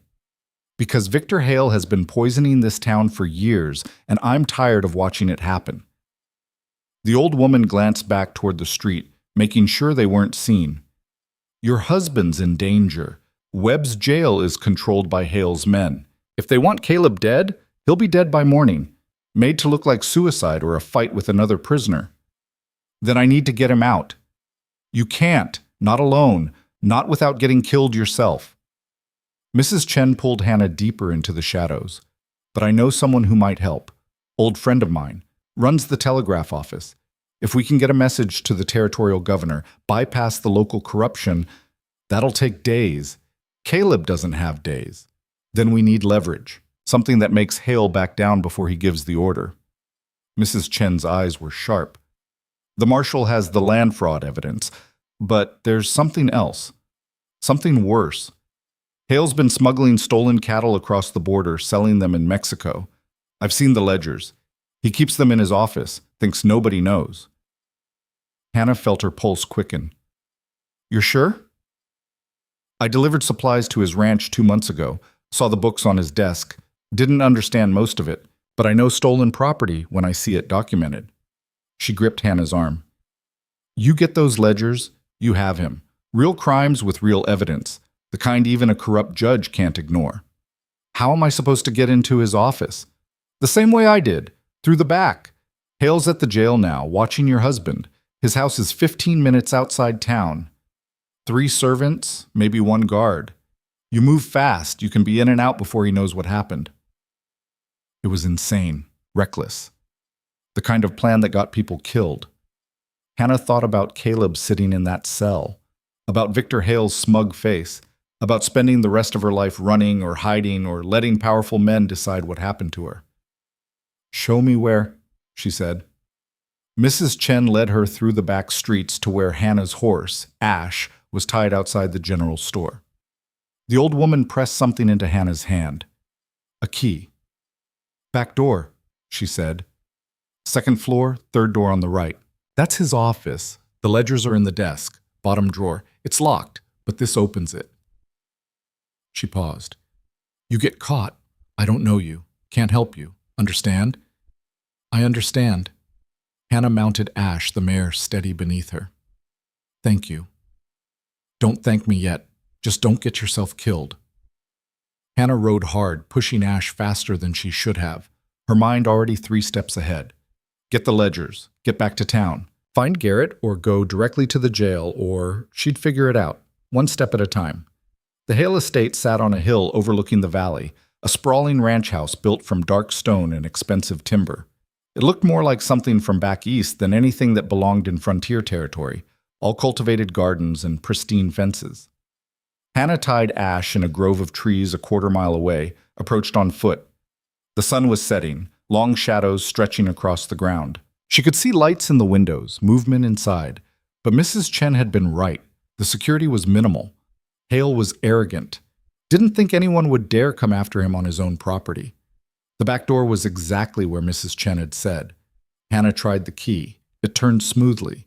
She slipped inside. The house was quiet.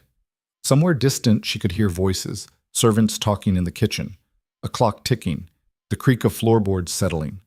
Hannah moved through the shadows. Every sense heightened. The stairs were carpeted, muffling her footsteps. 2nd floor, 3rd door on the right. The office was dark. Hannah closed the door behind her, felt for a lamp, lit it with shaking hands. The room sprang into view, massive desk, leather chairs, walls lined with books that looked more decorative than read. She went straight for the desk. Bottom drawer. Locked. The key Mrs. Chen had given her fit. The drawer opened. Inside were ledgers, 3 of them. Hannah pulled out the first one, flipped it open. Columns of numbers, dates, names she didn't recognize. But the pattern was clear. Cattle counts that didn't match purchase records. Sales documented in Mexico for animals that had been reported stolen in Colorado. This was it. This was enough. She grabbed all 3 ledgers, shoved them inside her jacket. Too bulky, but she'd make it work. She was turning to leave when the door opened. A man stood there. Not Hale. Someone younger, better dressed. The guard, probably, or maybe a business associate. He stared at her in shock. What the hell? Hannah ran. She was through the door and down the hall before he recovered enough to shout. Behind her she heard him yelling, heard other voices responding, heard the house coming alive with alarm. She hit the stairs running, nearly fell, caught herself on the railing. The front door was closer than the back. She went for it, threw it open, and ran straight into Victor Hale. He'd just arrived, was stepping out of his carriage. For 1 frozen second they stared at each other. Then his eyes dropped to the ledgers barely concealed in her jacket. His face went pale, then red. "Stop her!" he screamed. Hannah bolted. Across the lawn toward the trees, legs pumping, lungs burning. Behind her men shouted. A gunshot cracked. Warning or genuine attempt to hit her, she couldn't tell. She reached the trees, nearly sobbed with relief when she saw Ash right where she'd left her. She mounted in one desperate scramble, kicked the mare into motion. More gunshots. Closer. Hannah leaned low over Ash's neck, urging her faster. The mare responded, stretching into a full gallop, hooves thundering on packed earth. They crashed through brush, jumped a fallen log, nearly went down on loose rocks but recovered. Hannah risked a glance back. Riders. 3 of them. Coming fast. She pushed Ash harder, knowing she was asking too much, knowing the mare was already giving everything. But if they caught her now, it was over. For her, for Caleb, for everything. The town appeared ahead, lights glowing in the dusk. Hannah made straight for the jail, the last place they'd expect her to go, the most dangerous place, but also where Garrett had said he'd be. She hauled Ash to a stop outside the sheriff's office, nearly fell dismounting. The ledgers tumbled from her jacket. She grabbed them, stumbled toward the door. It opened before she reached it. Marshal Garrett stood there, flanked by 2 men in federal uniforms, real deputies, wearing real badges. "Mrs. Vance," he said, taking in her disheveled appearance, the ledgers in her arms, the sound of approaching riders. "You've been busy." "Evidence," she gasped, shoving the books at him. "Hale's cattle smuggling operation. It's all documented." Garrett took the ledgers, flipped one open, his eyes scanning the pages. His expression hardened. "Where did you get these?" "His office. Just now. He's coming. His men are right behind me." "I know. I can hear them." Garrett handed the ledgers to one of his deputies. "Thomas, secure these. Maria, help Mrs. Vance inside.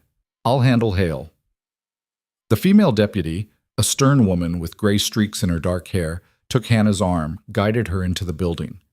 Through the window, Hannah watched Garrett step into the street, his 2 remaining deputies beside him. Victor Hale arrived seconds later, sliding off his horse before it fully stopped, his face twisted with rage. "That woman is a thief!" he shouted, pointing at the jail. "She broke into my home, stole my property." "Property you shouldn't have," Garrett interrupted calmly. "Ledgers documenting criminal activity, cattle smuggling to be specific. Federal offense." Hale went very still. "I don't know what she told you, but she didn't tell me anything. I read it myself. Names, dates, amounts, all in your handwriting, I'm guessing."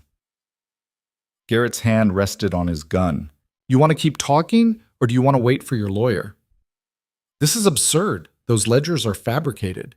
"Then you won't mind if we verify the information. Check with Mexican authorities, cross-reference with theft reports from Colorado ranchers." Garrett took a step forward. "But something tells me those numbers are going to match up perfectly." Hale's men had arrived, forming up behind their boss. 10 of them, all armed. Garrett's deputies numbered 3, plus whoever was inside the jail. The math wasn't good. "You're making a mistake, Marshal," Hale said, his voice dropping to something dangerous. "You have no authority here. This is local jurisdiction, Sheriff Webb's territory. Federal crimes trump local jurisdiction. You know that." "Then I guess we have a problem." The street had gone quiet, people watching from windows, from doorways, sensing violence about to break. Inside the jail, Hannah felt Deputy Maria's hand on her shoulder. "Stay down. Whatever happens, stay down." But Hannah couldn't look away, couldn't stop watching as the situation spiraled toward bloodshed. Then another voice cut through the tension. "I'd reconsider if I were you, Victor." Everyone turned. Marshal Garrett's deputy, Thomas, had emerged from the jail, and he wasn't alone. Behind him walked Caleb, out of his cell, no longer in chains. And behind Caleb came Jack, Pete, Daniel, and a dozen other ranchers Hannah recognized from around the territory. "Took you long enough," Garrett said without looking back. "Had to round up the cavalry," Thomas replied. Caleb walked straight to Hannah, checked her over with his eyes. "You hurt?" "No, you." "Been better." He looked at the ledgers now in Garrett's possession. "You got them." "I got them." Something passed between them. Pride, fear, relief. A whole conversation in a glance. Victor Hale was looking around now, calculating. His 10 men against what had become 20, and half of those 20 were federal law. "This isn't over," he said, but the confidence had drained from his voice. "Yeah, it is." Garrett pulled out papers from his coat. "Based on evidence gathered today, I'm placing you under arrest for land fraud, conspiracy, cattle smuggling, and about 6 other charges I'll read you when we get you in a cell. Your brother, too. Sheriff Webb is being detained by federal agents as we speak. You can't. I already did. Now you can come quietly, or we can do this the hard way. Your choice. Hale looked at his men. They looked back, uncertain. This wasn't what they'd signed up for. Intimidation and dirty work, sure, but going against federal marshals? That was suicide. One by one, they lowered their weapons. Hale's face went through several colors before settling on ash gray. I want my lawyer. You can have a whole team of them after you're processed. Garrett nodded to his deputies. Secure him. They took Hale into custody with the same efficiency they'd shown with everything else. Professional, detached, just doing their jobs. The crowd that had gathered slowly dispersed, sensing the show was over. Hannah sagged against Caleb, suddenly exhausted beyond measure. You broke into his house, Caleb said quietly. I did. Could have gotten killed. I know. That was the stupidest, bravest thing I've ever seen. She looked up at him. His face was bruised. They'd roughed him up in the cell, she realized. Anger flared hot in her chest. Who did that to you? Doesn't matter now. They're under arrest too. He touched her face gently, the first genuinely tender gesture he'd made since they'd met. You saved my life tonight. You know that? You'd have done the same. Yeah, I would. He said it like a revelation, like he'd just figured out something important. Marshal Garrett approached them, looking tired but satisfied. We're going to need statements from both of you. Tomorrow's fine. Right now, I'd suggest you get out of town before any of Hale's remaining associates get ideas about revenge. What happens to them? Hannah asked. Hale and Webb. Trial. Probably in the territorial capital to avoid bias. If those ledgers are as damning as they look, they'll both see prison time. Maybe 20 years. Garrett handed Caleb a card. You have any more trouble, any at all, you send for me. I'll be keeping an eye on this territory for a while. They shook hands. Then Caleb and Hannah walked to where Ash and Rust were tied, mounted up, and rode out of Red Hollow as night settled in fully. Behind them, the town that had mocked them, threatened them, tried to destroy them, faded into darkness. The ride back to the ranch was quiet, not uncomfortable, just processing. Too much had happened too fast. Hannah's body ached in places she didn't know could ache. Her hands were blistered from gripping reins. Her mind kept replaying moments, the gunfight in town, sneaking through Hale's house, the look on his face when he'd realized what she'd taken. She'd done that. Not Caleb. Not the marshal. Her. A month ago, she'd been invisible. A cook nobody noticed. Now she'd just brought down the most powerful man in the territory. The ranch appeared ahead, and Hannah felt something loosen in her chest. Home. That's what it felt like. Not just shelter or employment or a practical arrangement. Home. Jack and the others had ridden ahead, and by the time Hannah and Caleb arrived, lamps were lit, coffee was brewing, and someone had started a fire in the main house. They all gathered in the yard. The hands, the neighboring ranchers who'd come when Garrett had called for help, even a few townspeople who'd quietly supported them from the beginning. Drinks are on me, Jack announced, pulling out a bottle of whiskey he'd been saving. We just took down Victor Hale and Marcus Webb. That deserves celebrating. Cheers went up. Someone produced a fiddle. The atmosphere turned almost festive. Hannah accepted a tin cup of whiskey, sipped it, and nearly coughed at the burn. Caleb appeared beside her, his own cup in hand. You don't have to drink it, he said. I want to. Another sip. It went down easier this time. We won, didn't we? Actually won. Looks like it. So why don't you seem happy? Caleb was quiet for a moment, watching the celebration. Because I keep thinking about how close we came to losing, how easily this could have gone the other way. But it didn't. This time. He looked at her. There'll be others. Maybe not Hale. But someone else will want this land, will try to take it. That's the reality of this place. Then we'll fight them too. Hannah said it with more confidence than she felt. Together. Something in his expression shifted, softened. Yeah, together. The party went until midnight, fueled by whiskey and relief and the kind of joy that comes after surviving something that should have killed you. Hannah found herself laughing at Pete's terrible jokes, dancing badly to fiddle music, telling the story of breaking into Hale's office to an increasingly drunk and appreciative audience. Finally, as people started drifting toward their bunks and horses, Caleb pulled her aside. "Walk with me," he said. They walked away from the noise toward the half-finished barn. In the moonlight, it looked almost ghostly, the skeleton of what it would become framed against the stars. "I've been thinking," Caleb said, "about this arrangement we have, this marriage." Hannah's stomach tightened. "What about it?" "It was supposed to be practical, a way to keep the land. Nothing more." "I remember. But it's not that anymore, hasn't been for a while." He turned to face her. "You're not just my wife on paper, Hannah. You're my partner. You've earned that. You've proven it 100 times over." "So what are you saying?"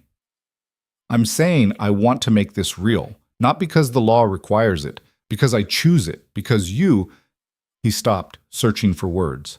"You're the strongest person I know, and I'd be a fool to let you go." Hannah felt tears prick her eyes, unexpected and unwelcome. "That's not a proposal. That's a business pitch." He laughed, rough and genuine. "You're right, it is." He took her hands. "Let me try again. Hannah Vance, I'm asking if you want to stay, not because you're trapped, not because it's practical, but because this place is yours now, same as mine. Because we built it together, because I—" He hesitated, then said it. "Because I love you." The words hung in the night air, simple and honest. Hannah realized she was crying. "You love me?" "Apparently. Took getting arrested to figure it out, but yeah, you're terrible at this." "I know." She kissed him. Not gentle, not tentative, just fierce and real and full of everything she'd been feeling but hadn't known how to say. When they pulled apart, both breathing hard, Caleb was smiling, actually smiling. "Is that a yes?" he asked. "You're an idiot. That's not an answer." "Yes," Hannah said. "Yes, I'm staying.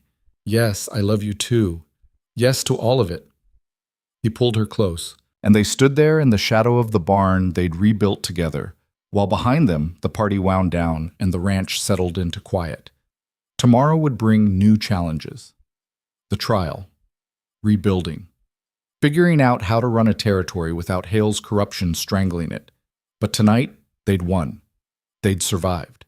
And they'd chosen each other, not out of desperation or strategy, but out of something real. That was enough. That was everything. The telegram arrived 3 weeks later. Hannah was in the garden, actually producing vegetables now, not just hopeful dirt patches, when Pete came running from the house, waving the yellow paper like a flag. "Boss, Hannah, message from the marshal!" Caleb emerged from the new barn, hammer still in hand. They'd been rebuilding for weeks, the structure rising faster this time with help from neighboring ranchers who no longer feared Hale's retribution. He took the telegram, read it quickly, and his face went hard. "What is it?" Hannah asked, pulling off her work gloves. "Trial's set, 2 weeks from now. Territorial capital. Garrett wants us there to testify." Hannah felt her stomach drop. She'd known this was coming, had prepared herself for it, but the reality still hit like a fist. Going back, facing Hale and Webb, standing in front of a courtroom and recounting everything. "We don't have to go," Caleb said, reading her expression. "Garrett's got the ledgers, other witnesses. He can make the case without us." "No." Hannah straightened. "We finished this, properly." Jack appeared from the bunkhouse, clearly having heard the commotion. "You two heading to the Capitol?" "Looks like it." "Then I'm coming with you. So are Pete and Daniel." He held up a hand before Caleb could object. "Not for protection, for support. You stood up for all of us. Least we can do is stand with you." Caleb looked like he wanted to argue, then just nodded. "Appreciated." They spent the next week preparing. Hannah had exactly one decent dress, the one Mrs. Chen had helped her sew a month ago, dark blue with simple lines. She pressed it carefully, trying not to think about standing in a courtroom wearing it, all eyes on her. The night before they left, she couldn't sleep. She lay in bed, Her in Caleb's bed now, a fact that still felt new and slightly terrifying, staring at the ceiling. You scared? Caleb's voice came from beside her in the darkness. Terrified. Me too. She turned to look at him. You? You're never scared. I'm scared all the time. I just don't show it. He reached for her hand. I'm scared I'll mess up testifying, say the wrong thing, give Hale's lawyers an opening. You won't. You don't know that. I know you. Hannah squeezed his hand. You tell the truth. That's all you need to do. And if the truth isn't enough, if he's got the judge bought, the jury rigged, then we've still done everything we could. We've still fought. She was quiet for a moment. My whole life I've let things happen to me. Bad marriage, bad job, bad town. I just took it, survived it. But this, fighting back, standing up, refusing to be invisible, this is the first time I've actually lived. Whatever happens in that courtroom, they can't take that away. Caleb pulled her closer. When did you get so wise? When I married a stubborn rancher who taught me that surviving isn't the same as living. They left at dawn. The ride to the territorial capital took 3 days, covering ground Hannah had never seen. Vast plains that gave way to rocky hills, rivers that ran clear and cold, towns that made Red Hollow look prosperous by comparison. At night, they camped under stars so thick they looked like spilled salt. Jack told stories about his younger days, before ranching, when he'd worked as a scout. Pete and Daniel argued about everything from horses to whether beans or beef made better trail food. And Hannah sat next to Caleb, watching the fire, feeling the weight of what was coming. On the third day, the capital appeared on the horizon. It was bigger than Hannah had imagined, actual streets, not just dirt roads, buildings 2 and 3 stories tall, a courthouse with pillars, and a bell tower that could be seen from miles away. Jesus, Pete muttered. That's where we're going? That's where justice lives, apparently, Jack said. Or where it's supposed to, anyway. They found rooms at a boarding house near the courthouse, clean but spare, with shared washrooms and thin walls. Hannah washed up as best she could, changed into her blue dress, tried to calm her racing heart. The trial started the next morning. The courtroom was packed. Hannah hadn't expected that. She'd thought maybe a judge, some lawyers, a few officials. But there were reporters, townspeople, ranchers from across the territory. Word had spread. This wasn't just about Hale and Webb anymore. This was about whether the law actually meant anything out here, or if power was all that mattered. Victor Hale sat at the defendant's table with 3 lawyers in expensive suits. He looked smaller than Hannah remembered, older. But his eyes still had that cold calculation when they swept the room and landed on her. Marcus Webb sat beside him, looking less composed, sweating, fidgeting. A man who'd finally realized that bullying people weaker than him didn't prepare you for actual consequences. All rise for the Honorable Judge Patricia Morrison. The judge who entered was a woman in her 60s, iron gray hair pulled back severely, eyes that missed nothing. Hannah felt a flicker of hope. A woman judge. Maybe that meant something. The prosecutor, a territorial attorney named Samuel Cross, laid out the case with methodical precision. The land fraud, the doctored documents, Judge Carson's involvement, the cattle smuggling operation, and then the violence, the barn burning, the attempted murder of Caleb and Hannah in Red Hollow's streets. Hale's lawyers objected constantly. Cross pushed back. Morrison overruled more than she sustained. Then came the witnesses. Mrs. Chen testified about what she'd seen.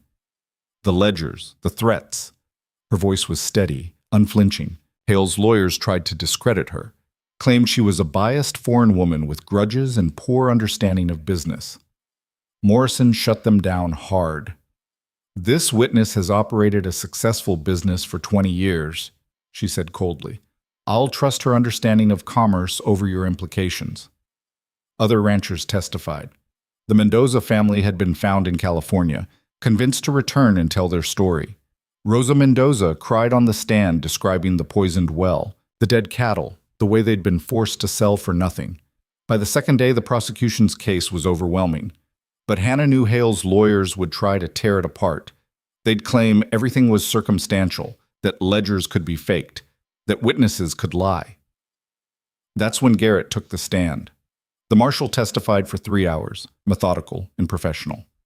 He walked the court through every piece of evidence, every investigation, every connection. And then Cross entered the ledgers into evidence, the actual books Hannah had stolen from Hale's office. Hale's lawyers fought it, claimed illegal search and seizure, but Cross argued that a private citizen recovering evidence of ongoing criminal activity wasn't bound by the same constraints as law enforcement. Morrison allowed it. Hannah watched Hale's face go white. On the third day, Cross called Hannah to testify. She walked to the witness stand on legs that felt like water. Every eye in the courtroom followed her. She was sworn in, sat down, tried to remember how to breathe. "Mrs. Vance," Cross began gently, "can you tell the court how you came to be married to Caleb Vance?" So she did. She told them about the saloon, the forced choice, the public humiliation, the way Caleb had chosen her not out of cruelty, but out of rebellion against a system designed to control him. "And after the marriage, what was your relationship with the defendants?" "They tried to destroy us." Hannah's voice was steadier now. "Sheriff Webb harassed us, made up violations. Victor Hale made threats, offered money to leave. When we refused, they escalated." She described the fence cutting, the barn burning, standing in her yard watching everything Caleb had built go up in flames while armed men watched from the shadows. "And then you broke into Mr. Hale's residence," Cross said. "Can you explain why?" "Because my husband was in jail on false charges. Because I knew Hale would have him killed before morning. Because the law wasn't protecting us. The law was being used as a weapon against us." Hannah looked directly at Hale. "I did what I had to do to survive, same as I've been doing my whole life." Hale's lead lawyer, a sharp man named Donovan, stood for cross-examination. He was good. Hannah had to give him that. He tried to twist her words, imply she'd fabricated evidence, suggest she was a hysterical woman, making accusations to cover her own crimes. "Mrs. Vance, isn't it true that you were a woman of low station before this marriage, a cook in a saloon? Someone who might see an opportunity to improve her circumstances through false accusations against a wealthy man?" Hannah felt anger flash hot. "I was a cook. I worked 18-hour days. I earned every penny I made honestly, which is more than your client can say." "Objection." "I'll allow it," Morrison said. "The witness may respond to characterizations of her integrity." Donovan tried another angle. "You admit to breaking and entering, to theft, to taking property that didn't belong to you." "I took evidence of crimes. There's a difference." "Is there? Or is theft simply theft, regardless of how you justify it? If someone's drowning and you steal a rope to save them, is that the same as stealing for profit?" Hannah leaned forward.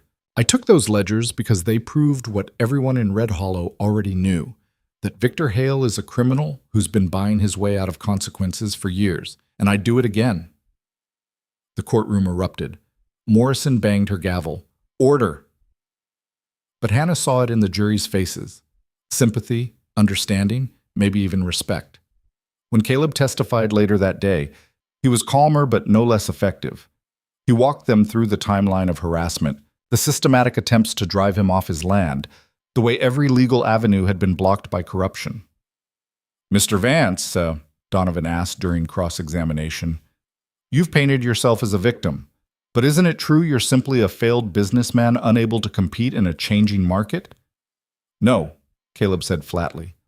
"I run a profitable operation, 400 head of cattle, good land, fair treatment of my workers. I was doing fine until Hale decided he wanted what I had." "And you have proof of this conspiracy?" "You're looking at it. My burned barn, my wife's testimony, those ledgers your client kept, the pattern of threats and violence." Caleb's voice hardened. "You can try to make me look like a liar or a failure, but the facts don't change. Hale wanted my land. I wouldn't sell, so he tried to take it by force." The trial lasted 5 days total. Both sides made closing arguments, Cross methodical and devastating, Donovan eloquent, but increasingly desperate. Then the jury deliberated. Hannah and Caleb waited in a small room off the courthouse. Jack brought coffee that nobody drank. Pete paced. Daniel sat in the corner, picking at his fingernails. "How long does it usually take?" Hannah asked. Could be hours, could be days. Caleb stared at the wall. Depends on if they're actually debating or just going through motions. 2 hours later, they were called back. The courtroom felt different now. Charged. Electric. Hannah found her seat, gripped Caleb's hand so hard her knuckles went white. The jury filed in. Hannah tried to read their faces. Couldn't. Has the jury reached a verdict? Morrison asked. We have, Your Honor. The foreman, a rancher from the Northern Territory, weathered and serious, stood with a paper in his hand. On the charge of land fraud, we find the defendant Victor Hale guilty. Hannah's breath caught. On the charge of cattle smuggling, we find the defendant Victor Hale guilty. Beside her, Caleb's grip tightened. On the charge of conspiracy to commit arson, we find the defendant Victor Hale guilty. The verdicts kept coming. Guilty, guilty, guilty. For Marcus Webb, the same. Guilty on all counts. When the foreman finally sat down, Hale was staring at the table, his face the color of ash. Webb was crying, actually crying, his shoulders shaking.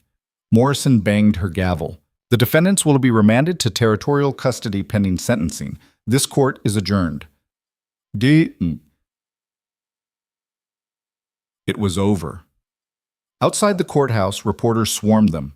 Hannah pushed through, not ready to talk, not ready to process. They made it to the boarding house before she finally broke down, not crying, just shaking, all the tension of the past months releasing at once. Caleb held her. Jack stood guard at the door, keeping everyone else out. We did it, she whispered. We actually did it. You did it, Caleb corrected. You got the evidence. You testified. You refused to back down. We did it together. He kissed her forehead. Yeah, we did. Sentencing came a week later. Morrison gave Hale 25 years. Webb got 15. Both would serve in the territorial prison, no possibility of early release. But more than that, the judge announced a review of all land transactions in the territory over the past decade. Anyone who'd been defrauded would have their cases reopened. Judge Carson was under investigation. 3 of Webb's deputies had been arrested. The system was starting to clean itself. The ride back to the ranch felt different than the ride out. Lighter. Hannah watched the landscape roll past and thought about what they'd accomplished. Not just the trial, the bigger thing. They'd proven that regular people could fight back, that corruption could be exposed, that justice, however slow and imperfect, could still mean something. Red Hollow looked different when they rode through. People stopped what they were doing to watch them pass. Some nodded, a few waved. Mrs. Chen stood outside her store and actually smiled. They didn't stop, just kept riding toward home. The ranch appeared on the horizon, and Hannah felt her chest expand. The new barn stood complete now. Pete and Daniel had kept working while they were gone. The cattle grazed peacefully. The garden showed green shoots. The house looked solid and permanent, smoke rising from the chimney where Jack must have started a fire. This was hers, not by accident or desperation or lack of options, by choice, by fighting for it. They unsaddled the horses in comfortable silence. Inside, Jack had left stew warming on the stove and fresh bread on the counter. He's getting better at the bread, Hannah said, tearing off a piece. Or you taught him before we left. Maybe both. Caleb pulled her into his arms, and they stood there in the kitchen they'd both learned to navigate, in the house they'd defended, on the land they'd bled for. What now? He asked. Hannah thought about it, about the future stretching ahead, about the work that still needed doing, rebuilding, expanding, making this ranch everything it could be, about the town that would need new leadership, new systems, new ways of operating without Hale's corruption strangling it, about the life they could build here, together, on their own terms. Now we live, she said simply. We work the land, we raise the cattle, we build something good. That's it? Isn't that enough? Caleb smiled. Yeah, it is. 6 months later, Hannah stood in the yard watching Pete and Daniel teach a group of young ranchers from neighboring spreads. The territory was changing, new families moving in, old operations expanding. The fear that had kept everyone quiet and compliant was gone. Jack had become something like a community leader, helping settle disputes, organizing collective buying agreements. The ranch hands had doubled. They'd needed more help as the herd grew. And Hannah. Hannah had become someone she barely recognized from the invisible cook in Red Hollow's saloon. She ran the ranch books now, managed the finances, negotiated with buyers. She could rope a calf, shoot straight, repair fence, and deliver a newborn calf when necessary. Her hands were permanently calloused. Her skin had tanned from endless hours outdoors. She wore pants more than dresses and didn't care who disapproved.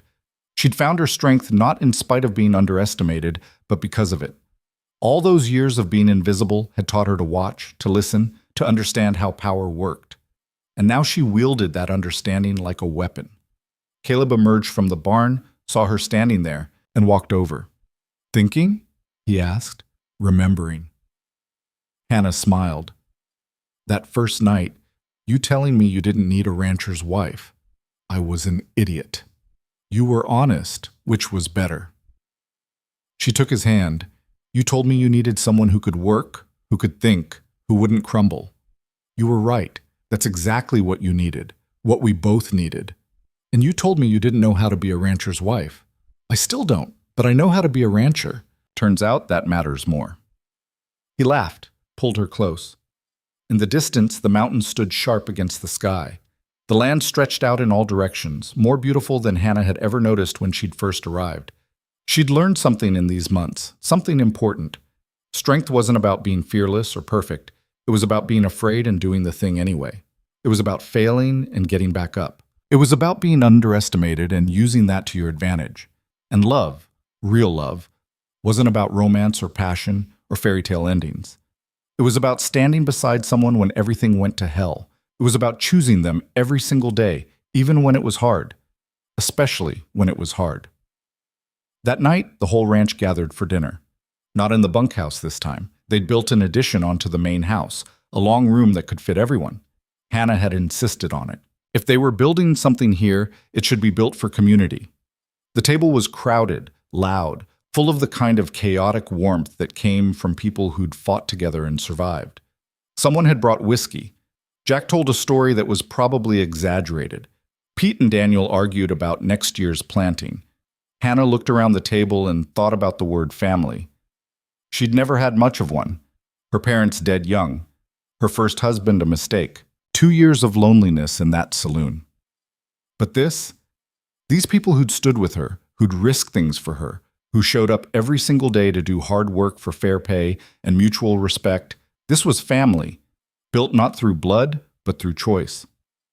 Later, after everyone had left and the house was quiet, Hannah stood on the porch watching the stars. Caleb joined her, 2 cups of coffee in hand. "You happy?" he asked. She considered the question seriously. Happy felt too simple, too small for what she felt. "I'm alive," she said finally. "Actually, fully alive. For the first time in my life, I'm not just surviving or enduring or waiting for things to get better. I'm building, creating, fighting for something that matters." "That's a yes?" "That's better than a yes. She took the coffee, sipped it. "You remember what you told me that first night? That we were both just trying to survive the day?" "I remember." "We're not doing that anymore. We're living. Actually living. That's what we fought for. That's what we won." Caleb was quiet for a moment. "You think it'll last? This peace?" "Probably not. Something else will come. Someone else will try to take what we've built. That's how the world works." Hannah looked at him. "But we'll fight that too. Together. Same as we fought Hale. You sound pretty sure." "I am sure. Because I learned something important these past months." She set down her coffee, turned to face him fully. "Being strong doesn't mean you're never afraid or never hurt or never knocked down. It means you get back up anyway. You keep fighting anyway. You choose to stand even when sitting would be easier." "Where'd you learn that?" "From you, from Jack, from every hard day and every small victory." She smiled. "From being the woman nobody expected anything from and becoming the woman who brought down an empire." Caleb pulled her close, and they stood there under the vast western sky. 2 people who'd been thrown together by circumstance and had somehow built something real from the wreckage. The ranch would grow. New challenges would come. The territory would keep changing, keep demanding things from them, but they'd built a foundation strong enough to withstand it. Not because they were perfect, not because they were fearless, but because they'd learned that the most important choice anyone makes is whether to give up or keep going. And Hannah Vance, once invisible, once voiceless, once nothing more than a cook people forgot, had learned to keep going. She'd learned to fight. She'd learned to stand. And she'd learned that the greatest victory wasn't defeating your enemies. It was refusing to let them make you smaller, refusing to accept the limitations others placed on you, refusing to be anything less than fully, completely, defiantly alive. In the end, that was what they'd won. Not just the trial or the land or even each other. They'd won themselves. And that was everything.